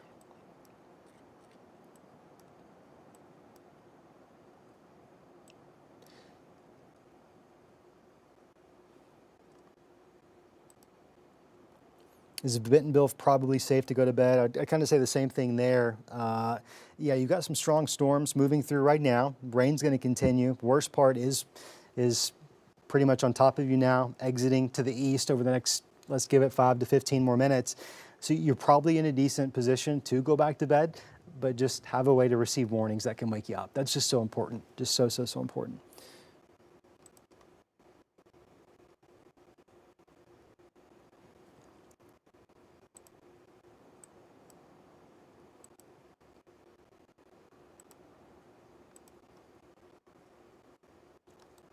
It's kind of remarkable to me how over the last hour, that southern edge of that line, watch it just dissipate from Sequoyah County back towards LaFleur. At one point, this thing was warned all the way through western LaFleur County, and it's just kind of dissipated, fallen apart. and right now pretty much just continuing through Benton, Washington. It's exiting Crawford County. Crawford County, North Crawford County has been clipped by this warning, but the worst of the cell has now crossed the county line there at the Bobby Hopper Tunnel, passing up towards the north. So that's going to be tracking into Carroll and Madison eventually. Soon that's going to move up into McDonald County. Right now that's a severe thunderstorm warning there. It includes portions of Benton County, but pretty much now east of 49. Those darker reds telling us those heavy rain showers, that pocket of small hail potentially to the east of 49. I'm going to pull up our cameras real quick.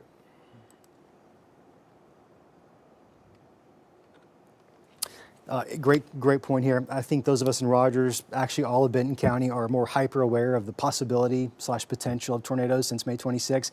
Hey, I totally get it. And that's going to live with you forever. And just so you know, it lives with me forever too. I totally get it.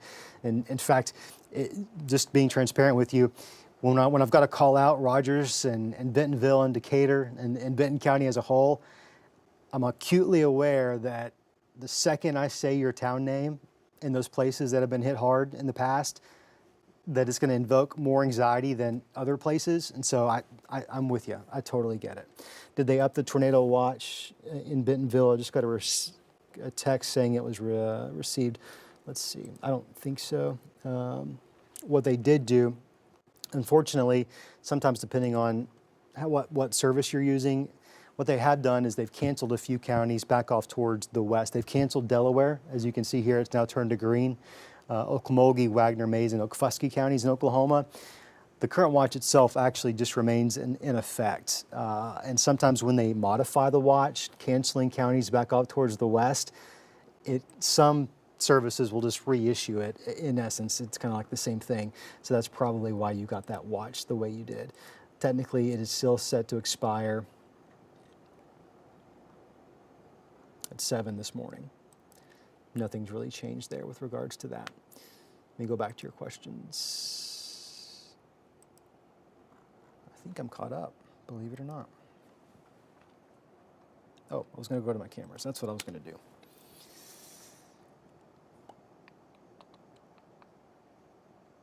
If we watch this long enough, there's probably going to be a good light show. I've been kind of watching it out of the corner of my eye.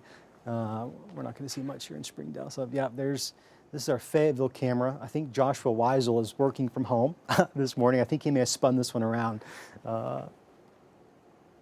Let's take a look, yeah. Okay, so this is actually, here's Old Main right here. So yeah, this is gonna show us the leading edge of that cell. It's getting ready to move into Fayetteville right now. This could be a good view for us. So this is coming from downtown Fayetteville. Here's the U of A campus. Dixon Street's kind of running right over in this general vicinity right here up to Old Main. The football stadium's right over here. 49 kind of running that general direction as well. And that's where that leading edge of that storm is at the moment. We'll ponder this for a minute and see if we can end up seeing something coming out of that. Jack Link's camera in Bentonville, still very rainy, can't see a whole lot. I wonder what our Slim Chickens camera is showing us. That's a little bit closer to the action. Slim Chickens camera is right there on the Fulbright Expressway. Let's see. I'm not sure which way it's pointed. Okay, it's pointed back towards Washington Regional right here. So this is going to give us a pretty good look at that cell as well. In fact, this might be the leading edge of it right here. Kind of can see that a little bit. It's tough to spot things at night, yeah. I wonder if I can zoom out.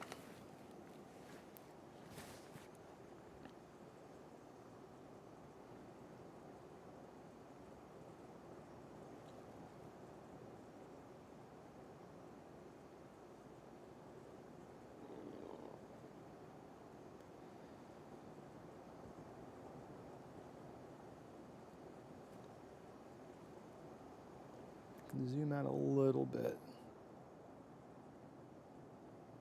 You can see the trees here starting to dance as that wind picks up. Goodness. It's 3:30 in the morning. We do have a severe thunderstorm warning in effect for Benton and Washington counties. I'm going to ask your permission on this stream to do something. The hillbilly in me wants to step out on our back porch and do what everyone around here does and go look at it for myself. My mic's up. I'm not leaving you. I'm taking a 10-foot walk over here You're probably going to hear the rain if there's any hail. Oh yeah, this is a good little storm. Winds are breezy. I wouldn't say they're at severe thresholds though. 40 or 50 mile per hour gusts, we're probably right below that, getting close to it. I don't see any hail mixing in. Certainly some heavy rainfall though.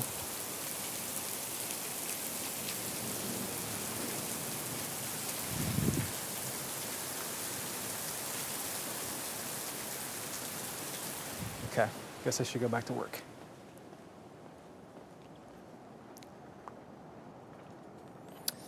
Question here, am I safe to head to bed in Rogers? Not sure I should stay up till 5 a.m. like last night. I know, last night was this morning or yesterday morning. Yeah, you just have a way to receive warnings, and I think you're going to be okay. The worst is probably exiting Rogers as we speak. I think you're going to see things improve over the next few minutes in Rogers. Right here. The rain's going to continue, lightning and thunder, but I think you're okay to go back to sleep.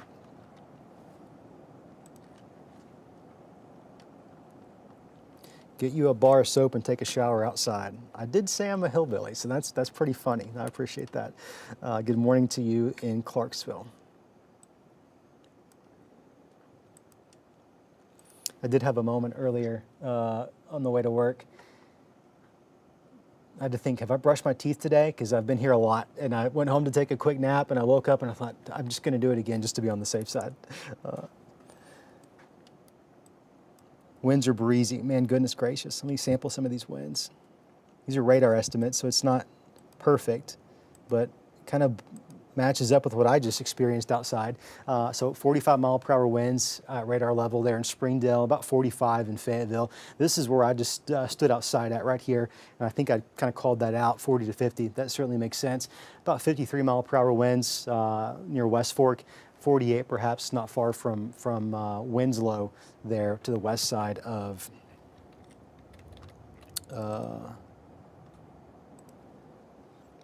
west side of 49.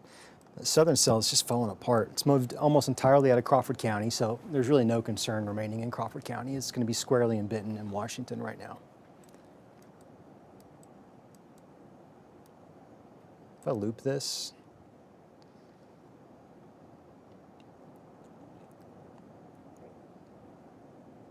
goodness, it's really moving more north than it is east, kind of like the southern flank was doing earlier.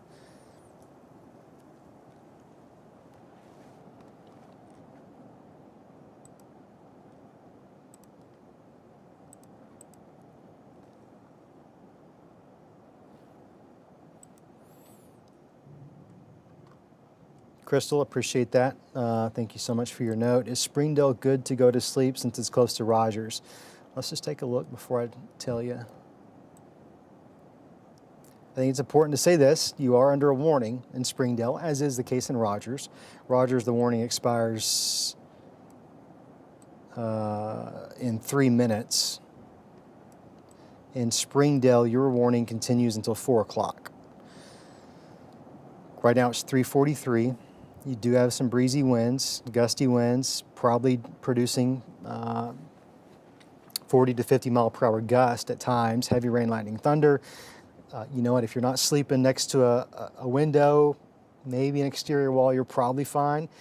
If you're able to give it a few more minutes, wouldn't be a bad idea. Let that warning expire just to be sure, just to be safe. I think that's probably not a bad idea. Hey, it's hailing in Farmington and really loud.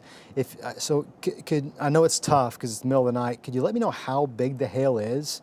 In fact, I kind of just see that coming up right there, right on top of Farmington.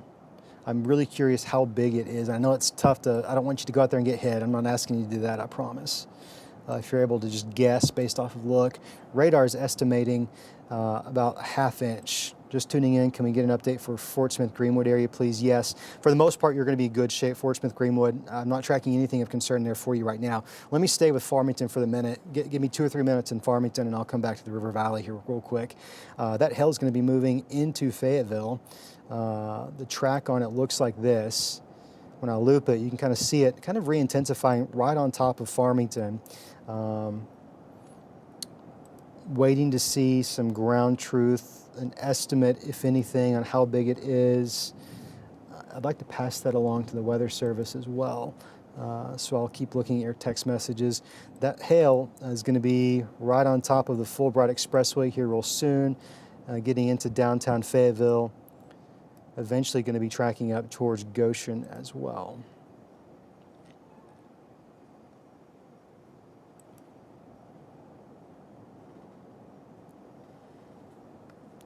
Okay, Joshua Weisel, our teammate, who just does not sleep, visually says penny-sized hail in Fayetteville. I think I'm hearing it some at the station as well. New severe thunderstorm warning.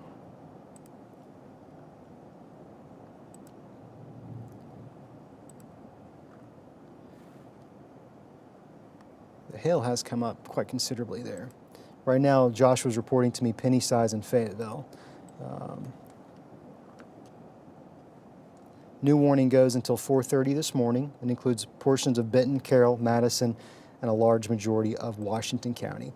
I suspect the reason that was issued is probably because the hail is coming back up. 60-mile-per-hour winds are also going to be a concern with this specifically too. We've seen that.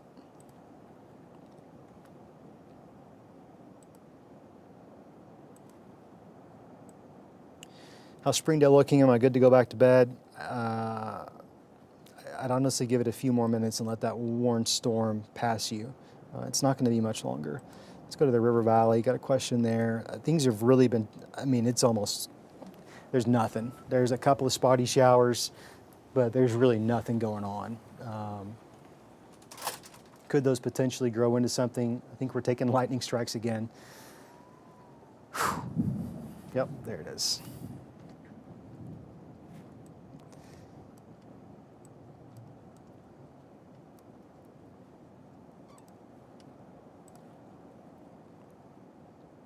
Let's go back to the hill track. Okay, so that hail is going to be right now falling near the stadium, the U of A campus, Fulbright Expressway, near the hospital. Soon it's going to be passing towards College.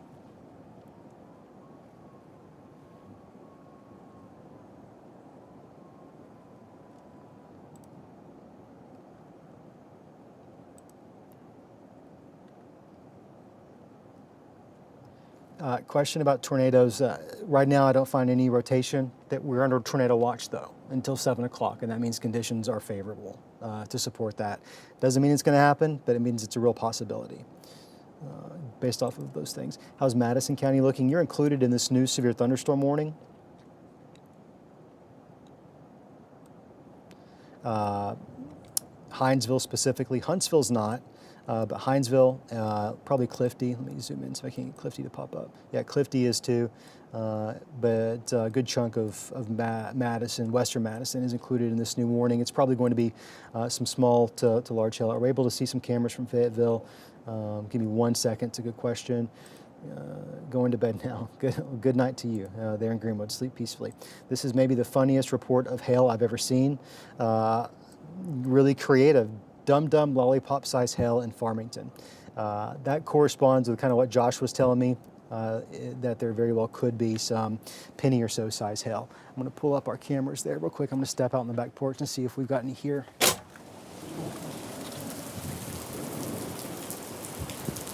I don't see any here at Johnson, at least not in the back porch.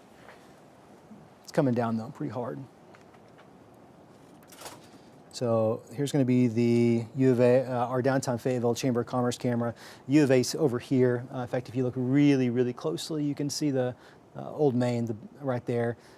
Campus is going to be right here. That hail probably is falling. We wouldn't see it on this camera. It's just too dark. But that's probably going to be moving towards downtown there here real closely.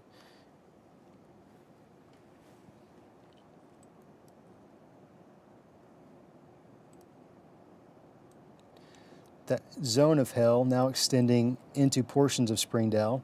So here's the ballpark right here, Arvest. I think we're going to be looking at some hail I don't see it. I'll just tell you. So I just stepped outside right here, Johnson. I didn't see any mixing in. I didn't really look long, obviously. Here's Don Tyson right here, Don Tyson Parkway. So we're on the south side of Springdale. It'll be moving over towards Sonora as well. Between Fayetteville and, let's say, Don Tyson Parkway, that's the zone of a little bit of hail.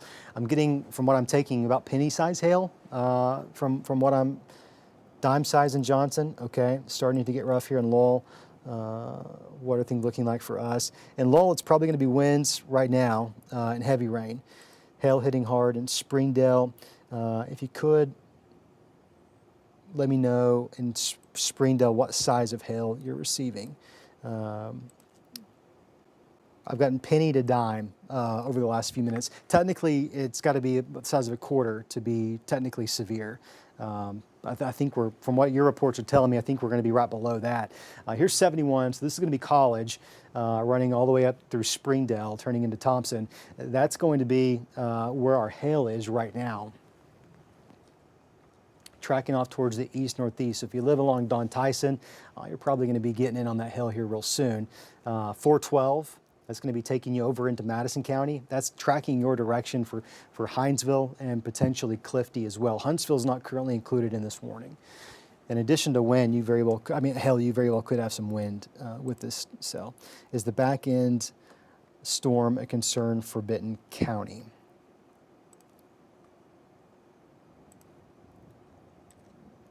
No, that's just going to be some moderate rainfall. Flooding would be a concern, but not in terms of severe weather. Just now getting woke up. Current time is 3:50 on the dot. We have a severe thunderstorm warning for a little bit longer. If that's going to be for one of the warnings, there's actually two in effect, but it's for this cell right here that stretches from, let's say, West Fork up through, we'll say Lowell. Right now, that warning is in effect for 60-mile-per-hour winds, about an inch in size hail. Although what I'm receiving report-wise at this point is dime to penny.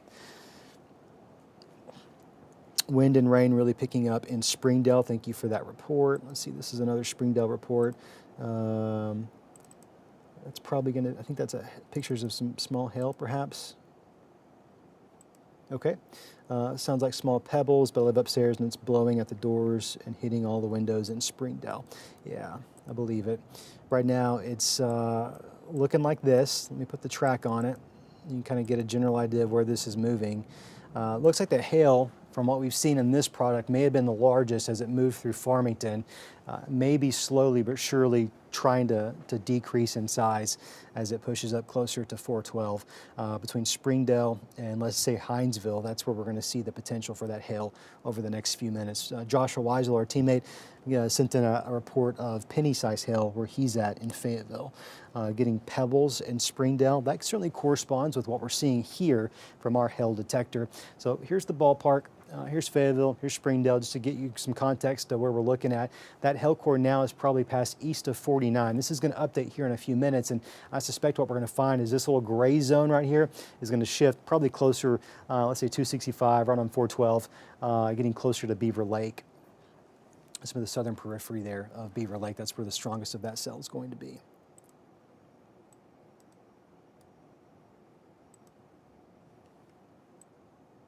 Okay, new data there. What about here? Not yet. Looking at rotation detector just to make sure. I don't see anything. When we look at the winds, it's very windy, very windy. Up and down that line of storms, 50, potentially as high as 60-mile-per-hour winds. So that's blowing some of that small hail around. There's no question that's waking a lot of folks up this morning. It probably sounds really loud. Not only do you have the heavy rain, the lightning, the thunder, now you've got some wind-driven hail. It's small, relatively speaking, but it's certainly probably waking a lot of folks up this morning. So if that's you, you've got a severe thunderstorm warning for western portions of Madison County, eastern portions of Benton and Washington counties as this severe storm continues to move through, capable of producing 60-mile-per-hour winds and a little bit of hail out of this cell as well. It was weakening, and then it really has pulsed right back up. And I think we're starting to see additional reports of some of that hail coming in, and that's what I'm looking at off on my other screen here as your text messages coming in. We've seen some hail from West Fork through Farmington, Fayetteville, and now getting reports of some of that hail in Springdale. So I would suspect that's going to continue to be the case as we track that a little bit further towards the east. Let me do this for you.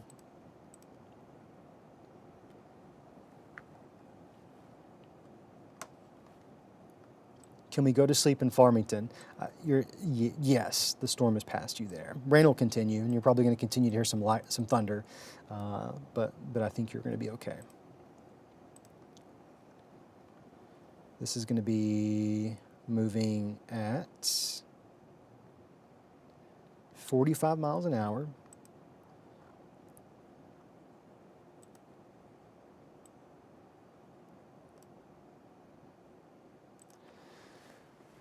So that puts it in Goshen at 359 here real soon, the leading edge. This is where the winds are going to pick up. Pine Top at 402, let's say Beaver 409, Eureka Springs 414, Viola at 424, Grandview at 425.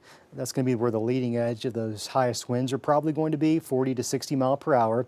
The warning itself is up to 60. I don't think it's all going to be 60. Winds and rain have increased in Rogers. Let's see, let me take that report off, that data. The worst is likely past you in Rogers at this point. Maybe the east side there, maybe you still got a little bit of heavy rain, but as soon as that continues pushing towards the east, you'll get a bit of a lull and then some more moderate rainfall. It's right now falling in Gravette, Gentry, and Siloam. That'll be probably pushing in to your neck of the woods.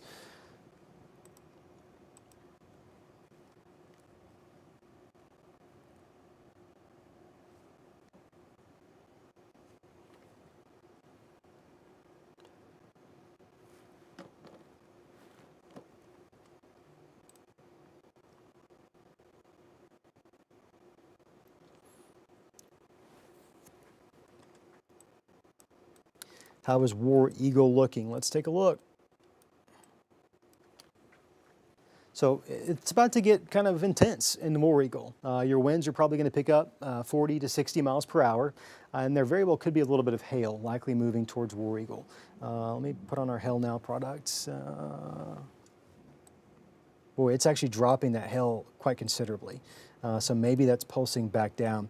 You see right over here near Farmington, this is where we started to see some of those penny to dime size hail reports. That continued into the Fayetteville area.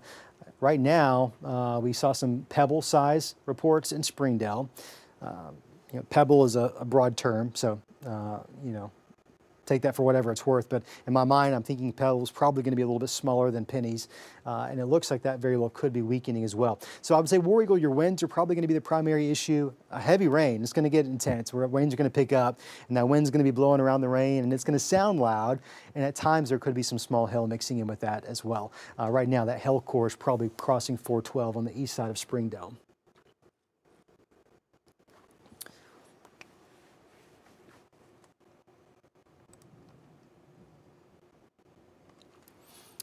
This is a text message. I've lived in California my whole life, moved to Springdale a little over a year ago. Welcome to Arkansas, number one. The weather here is a whole different level. You can say that again. My goodness, isn't it something? And if it's not something, it's something else at all times. This is our hail track for the last, I think I've got this looping for the last hour. You saw hail really pick up Farmington. I still think there's probably some small hail moving on the east side of Springdale. It's going to be closer and closer to Beaver Lake, and that is probably going to move over towards War Eagle. Rogers is no longer included in any of our warnings, nor is Bentonville, nor is Bella Vista. Rain's continuing. It's probably got some heavy rain, and it sounds loud, and you're probably hearing the thunder as well. But you're no longer included in any of our warnings. Huntsville is not technically in our warning, but Hinesville is. They're along 412. If you live anywhere between, let's say, Springdale and Hinesville, on or around 412, you've probably got a severe storm. You do have a severe storm moving through your neck of the woods right now. Clifty also is included in this warning, which I believe is going to be set to expire at 4:30 this morning. So we've got a ways to go for this specific warning.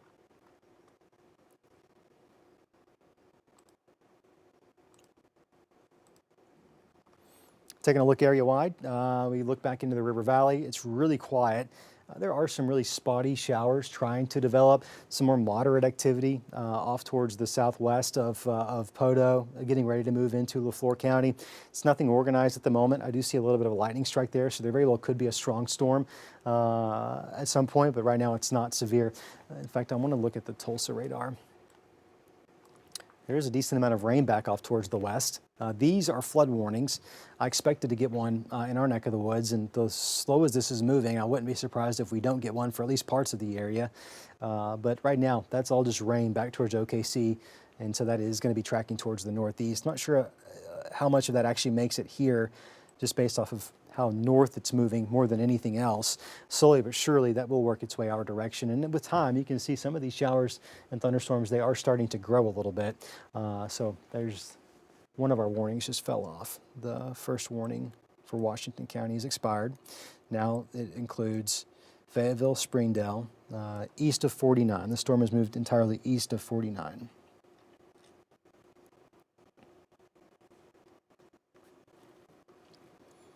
Josh was working the cameras from home.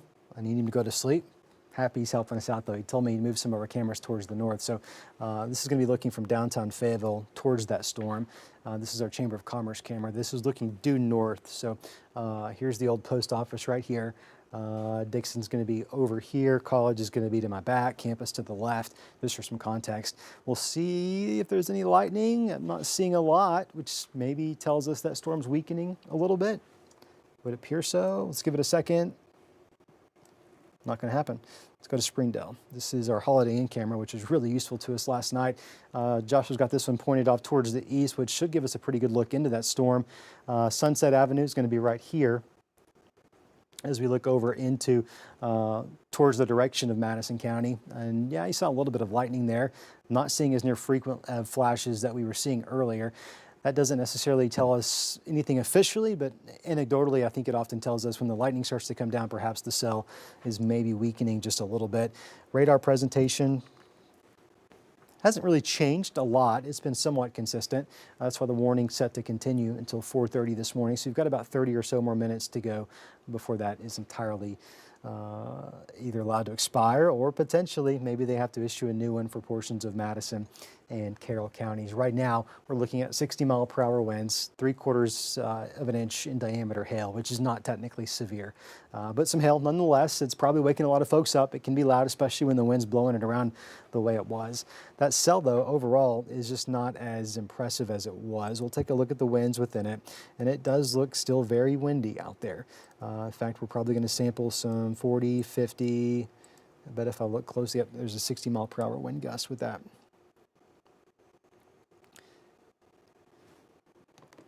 No rest for the weary, I'm afraid. I will not be getting a nap anytime soon. That's all good, though. No worries. Will Lavaca flood? First of all, I think it's going to be a while before we see any significant rain in Lavaca. I mean, sure, there's some scattered showers out there developing. They're really spotty. Those not going to be a concern. Flood watch runs through 7 o'clock tonight. We'll have to watch for it for sure.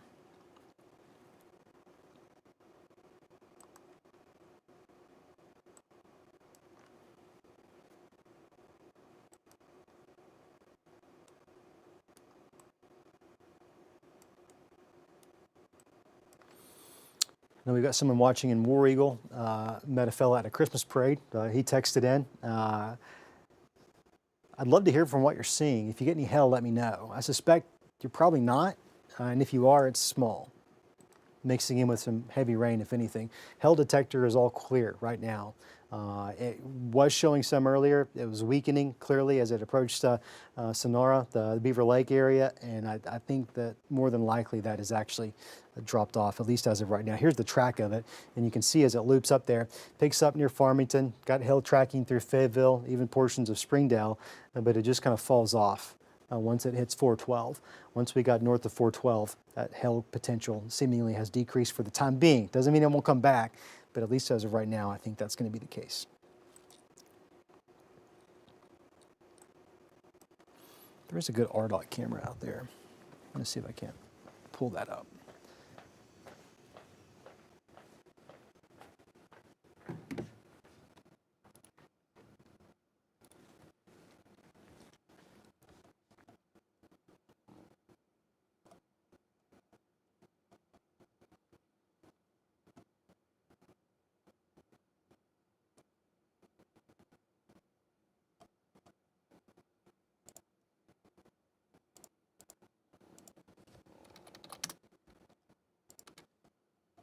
So this is going to be 412 at Beaver Lake. Looks like someone's coming around the bend there. Let's see if their headlights can't help us out with what we can see. They're probably just going to blind us if anything.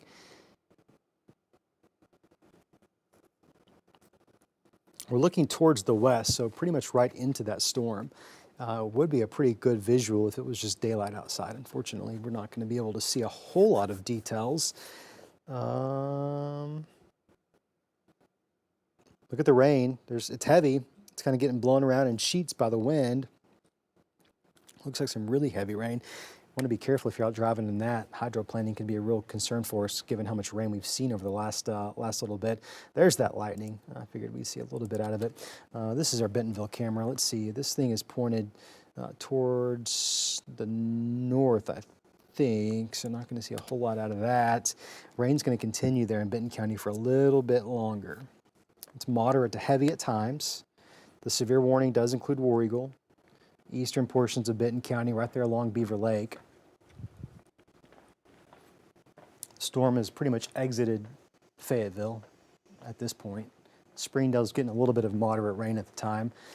That's going to taper off here real shortly. Probably still going to hear a little bit of lightning, hear a little bit of thunder, but we're really down to this one cell at the moment. Of course, you can kind of see some of that stuff developing back off towards the south. It's so spotty, though, that I'm not concerned with it at the moment. It may have to be watched later, but at least as of right now, it's really spotty and not a concern for us. Eureka Springs is included in this new warning. Let's put a track on it. Let's see where we're at. It's moving at 45 miles per hour.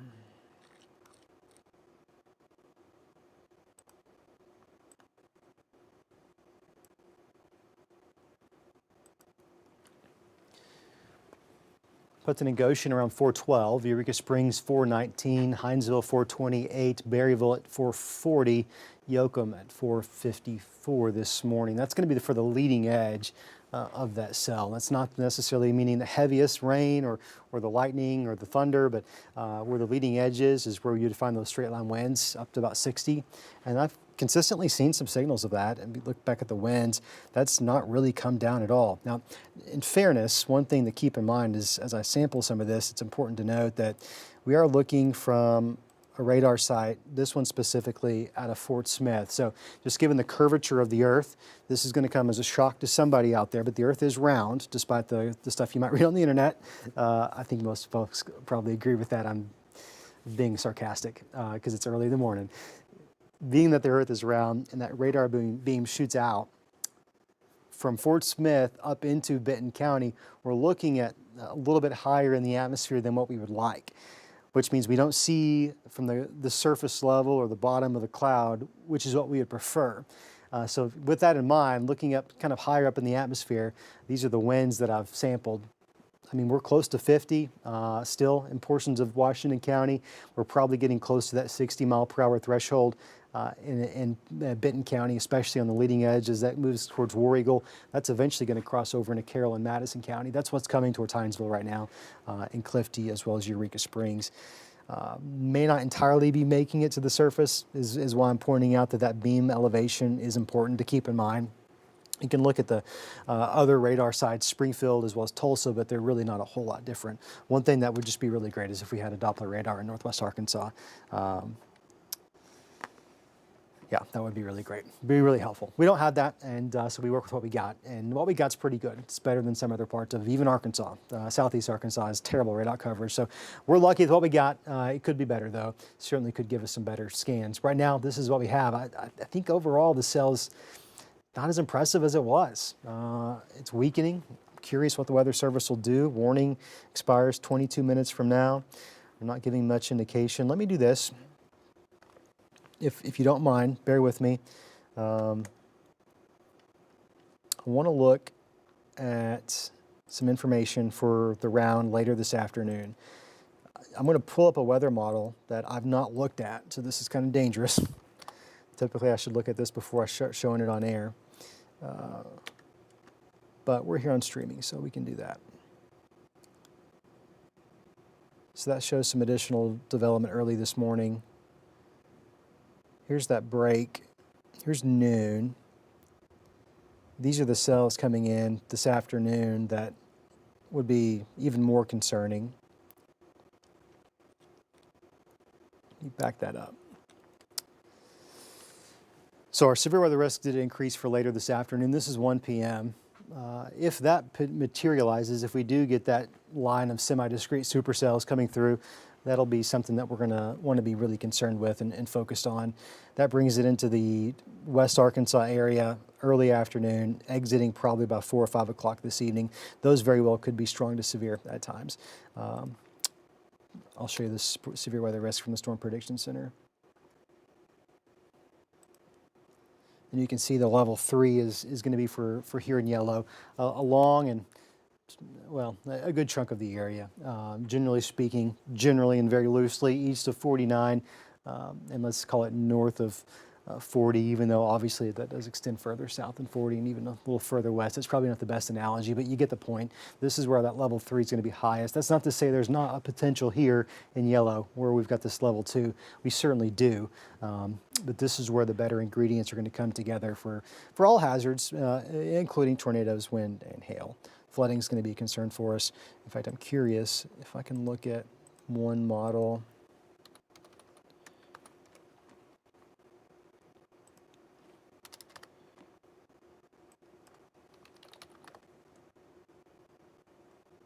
How much more rain do we expect? 4 different models here going into the next several hours. European bringing an additional half, upwards of an inch. Much of the same from the high resolution rapid refresh, the GFS.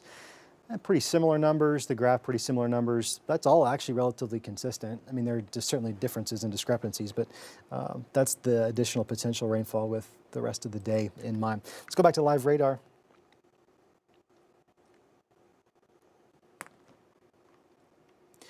Here's kind of my plan. We'll keep it here until this warning is expired or moves out of our area. At that point, I think I might even leave this stream live just in case we have to pop back on, just so we don't have to restart a new one. You'll know where to go. But right now, I would say this is going to be the only concern. Warning set to expire in about 18 minutes. The storm has weakened, I would say, over the last little bit. Strongest part right now in War Eagle. It does have a little fringe back towards Goshen and even Elkins, which we're going to see a little bit of moderate to heavy rainfall, maybe even some winds. There's certainly a decent amount of lightning out there. I'm still seeing those lightning strikes, and I've got those small, but if you look closely, you can see those. That's all pushing towards the east, northeast. So northwest Madison, far western Carroll County, probably going to be seeing the leading edge of those winds over the next few minutes. I'm going to do this, if you don't mind bearing with me. I'm going to go grab a drink of water. I'm just going to turn my mic off, but I'll be right back. I'll leave radar right here. I'm going to loop this over the last 15 minutes. Give me 60 seconds. I'll be right back.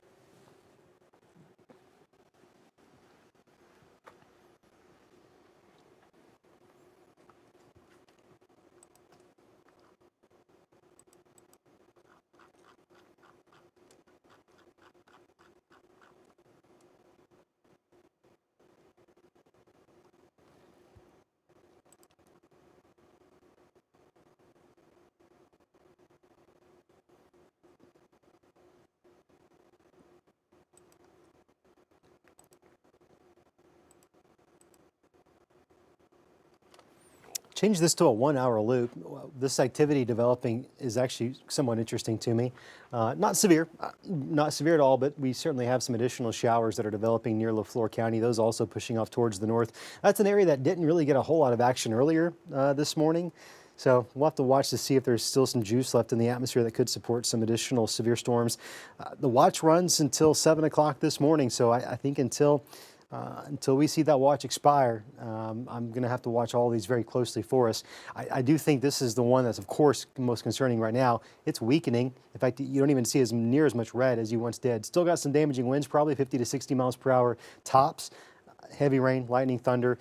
But you notice that activity back there. Over the last hour, it's started to blossom and growing into some developing thunderstorms. At times you can see a little bit of lightning. It's not severe at the moment. None of those are down towards the south, but that could develop into something over the next several minutes. Well, several hours, I should say.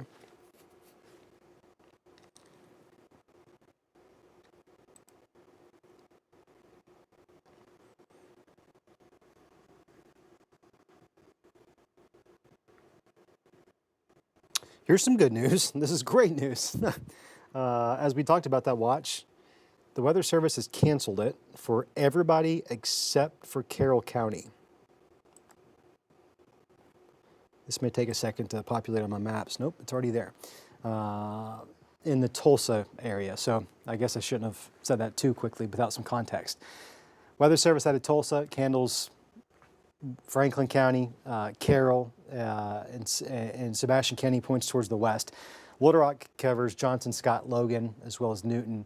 And so they're going to continue with that watch. Let's see if they don't allow it to expire. I'm not sure what they're thinking, but I'll check with them. Tulsa's going to continue with the watch in Carroll County. That's going to run through 7 o'clock. So there is some good news there. That indicates to us that the Weather Service and the Storm Prediction Center believes that maybe, just maybe, the atmosphere a little less conducive than it was earlier this morning. Flood watch, of course, going to continue. We do have a warning still in effect for portions of Washington, Benton, Madison, and Carroll County. In fact, I'll zoom in closely before I turn the radar back on. Here's Beaver Lake. Of course, you can see that very clearly right there. The storm that's prompted the warning has now pushed east of Springdale, east of Fayetteville, east of West Fork. So while technically you're still in this warning, there's no immediate concern for you. It's now at this point in southeast Benton, eastern Washington, and western Madison County. Of course, southwestern Carroll County as well. This is kind of where I would be concerned. If I were to clear up the warning, I would cancel it right there. And points towards the west, I'd clear that part off. Weather Service will probably do that here soon, unless they just let it expire completely or drop a new one. It's going to expire at 4:30. They're going to have to do something before then otherwise. But with every scan that comes in, I'm telling you, it's just weakening. This is going to be out of the Tulsa radar.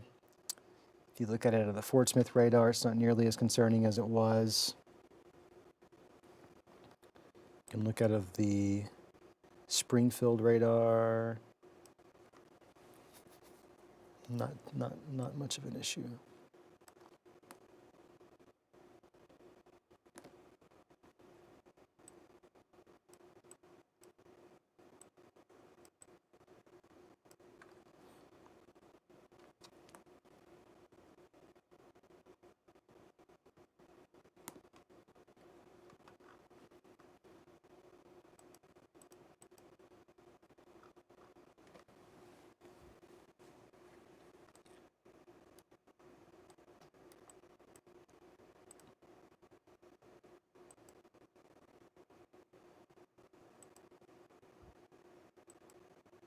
Still not seeing hail.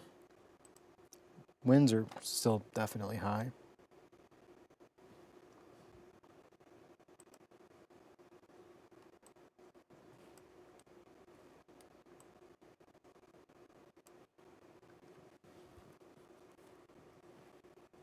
I have a feeling they may end up just not extending this warning. I'll probably just jinx ourselves though. Probably.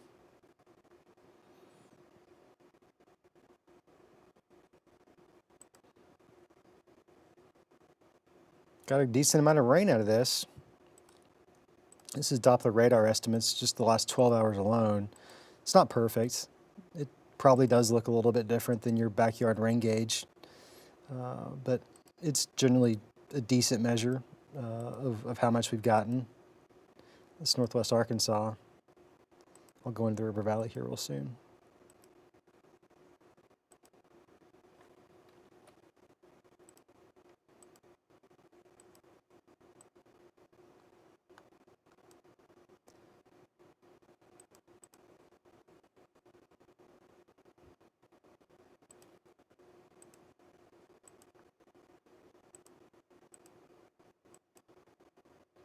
Decent amount of rain.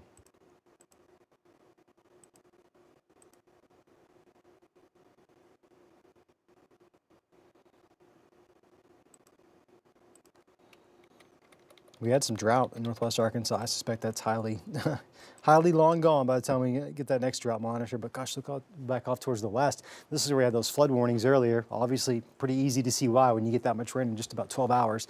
I'm happy we didn't have to deal with that here. I really thought for a second we might have to.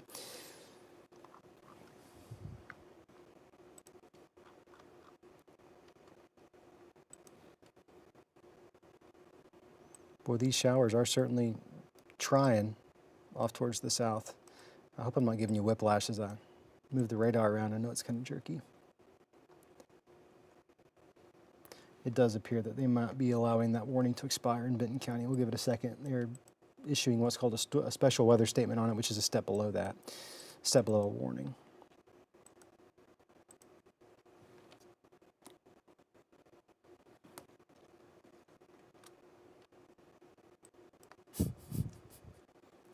If only, Dan, if only. Yeah, yeah. Talking to our director, Dan.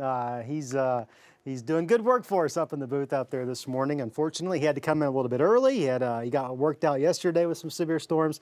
It's always a team effort around here. You might see us on TV, but it takes a lot of folks in the building. Tiffany, our producer, is up there as well, or will be here real soon. And we'll have the news for you coming up. What time's the news start?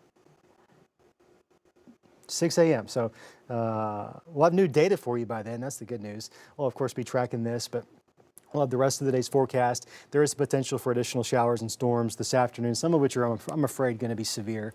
In fact, I think tomorrow, it's not even tomorrow. Gosh, I got to stop saying that. Later today's severe weather risk is actually higher than what we've seen over the last day and a half. So I think that's going to be our last bang before we get a brief break Monday and Tuesday. Rest of next week does look to be just as active. However, this is our warning. I'm going to take off the data there now that you've seen it. I think they're just going to allow it to expire is what's going to happen. Technically, it's set to expire at 4:30, which is in 8 minutes. With that additional development, I just don't see really a need for it. But this thing was weakening earlier, and they did drop the warning, and then like 2 minutes later, it pulsed back up so quickly, and they had to reissue a new one. So I probably should stop jinxing things. You know, speaking of jinxing things, I washed my coffee mug the other day, which I know sounds like, you don't wash your coffee mug. Don't make fun of me. I know there's like a whole bunch of you out there that don't wash your office mugs either, and it like sits on your desk and you rinse it out every once in a while. I just like full out washed it with soap and water like a real human. I think that was the jinx. I think I should have waited to do that until summer. Now you guys really are going to think I'm a disgusting hillbilly. You do it too. I know you do.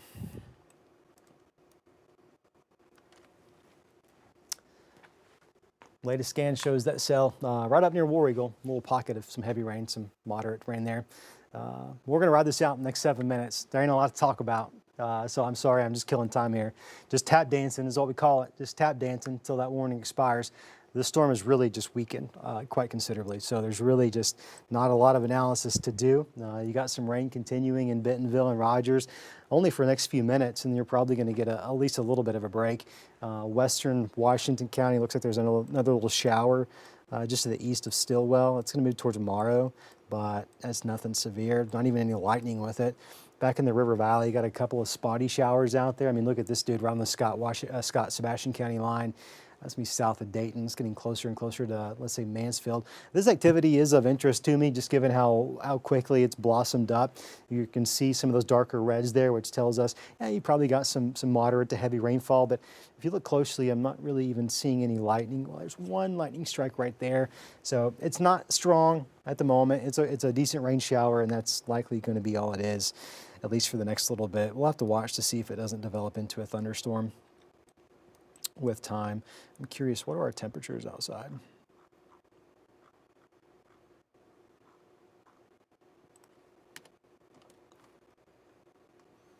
Goodness, you can see where the boundary is, where the front is. Relatively mild, speaking for this time of the year. Rain-cooled air down to Benton, 59 in Bentonville, 70 though in Boonville where it's not rained, 70 in Poto where it's not rained, 66 in Fort Smith, 68 in Van Buren. Didn't get any rain there either with this morning batch, but we did have an outflow boundary, so there's a little bit of rain-cooled air that did make its way into the River Valley. It did rain pretty heavily there in Sallisaw, but look right there, you can kind of see it. That's that stalled front right there. You can see the difference it's making everywhere out ahead of its warm. And what we call that the warm sector. That's where you would expect some storms to develop. Back off towards the west, likely got some rain-cooled air out there. We'll pull up some of our cameras while we're passing time. Medically speaking, washing your coffee mug is a good idea. I know. I rinse it every once in a while. I know I should do better, but I don't. Speaking of coffee, let me tell you, I'm really looking forward to my first cup this morning. I probably shouldn't have shared that much information with you. Was that an overshare? Guilty as charged. Here's Bentonville, moderate rain continuing. I can't really see a whole lot of it out there. Kind of tough to see from that parking lot. Oh yeah, if you look close to the light, you can see some of those rain showers continuing. Radar continues to show that, but it should end for us here real soon. It's a pretty shot in Ozark. What is that? I guess that'd be the moon. Kind of lighten up some of those clouds on the backside there. Here's the river bridge. So these lights back here, it's going to be the lock and dam and the power plant over there. Looking back over towards Paris, towards Mount Magazine. It's a cool shot though. Those clouds getting illuminated. It's a little bit of lightning in northwest Arkansas there. Here's Poto. Things were pretty quiet. Those showers are getting closer and closer to Poto, but it's all, gosh, goodness, quiet out there. This is one of my new favorite cameras, Eastern Oklahoma Medical Center. It's beautiful out there. Just goodness gracious, so beautiful. Joshua pointed this one to the east, so we're looking technically into that remaining cell. There's really not much to it left. In fact, lightning has gone from what was near frequent, near almost just constant to, as you can see, really not a lot going on at all. 4 minutes away. I think they're going to let this warning go. Here's the thing, if they do let it go, I'm going to keep the stream live. I'm going to go to work. I got to get the forecast done for later this afternoon. And we'll have the latest for you there at 6 o'clock on your 5 News this morning. If a new warning is issued, the stream will just stay active and I'll just come back on.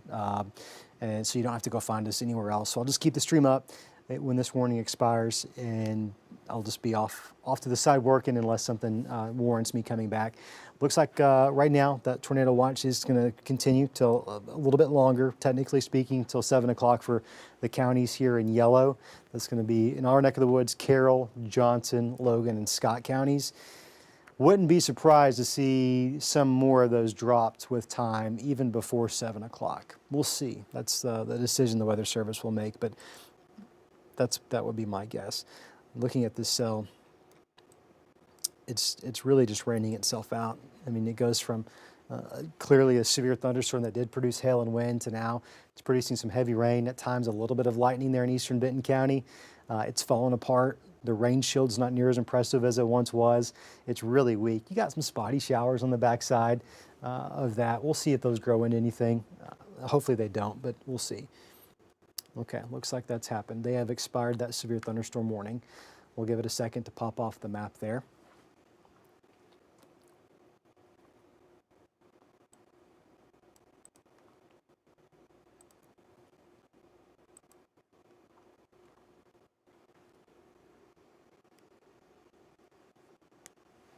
Don't go anywhere, stay right there.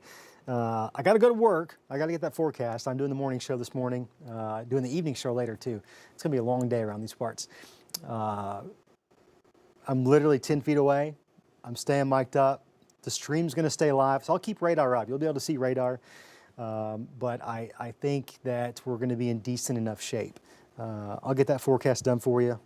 If a new warning is issued, I'll come right back over here and pop this up. And we'll track it together, just like we always do, right? Really not a lot going on right now. Some showers, that's going to be it.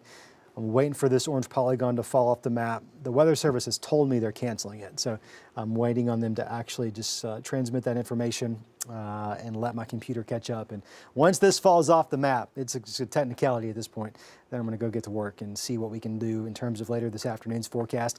Actually, that's what we'll do real quick. Let me just kind of walk you through a little bit the high level of what we're looking at. Here's the rest of today's severe weather potential. This actually goes into effect, what you're seeing here, at 7 o'clock this morning. So once we strike 7, this is the Storm Prediction Center outlook for today. It's a level 3 in orange, so good portions of Benton, all of Carroll, all of Madison, good chunk of Washington, about half of Crawford, sliver of Sebastian, all of Franklin, Johnson, good chunk of Logan in that level 3 potential. Now, just because you aren't in a level 3 doesn't mean you don't have a severe weather risk. You do. All of the 5 News viewing area is under a 2 or a 3. Timing would be as early as late morning in East Oklahoma. More likely, I think we're looking at early afternoon with this next round of potentially severe storms. There could be some stuff between now and then, and hey, if that's actually good news. If it rains a lot this morning, that's going to mitigate the threat for later this afternoon. All right, it's fallen off. I'm going to go to work on the forecast. If I'm being completely honest, I'm actually going to go get a cup of coffee in my recently cleaned coffee cup, though. We're going to stay around. We're not going anywhere. I think you should get some sleep, is what you should do. If something wakes you up, this stream's going to stay active up until 6 o'clock when we're on the newscast, and so we'd have a stream up anyways at that point. So I think we're in good shape right now. We'll see at 5 News at 6 unless something requires us to come back, in which we'll do just that.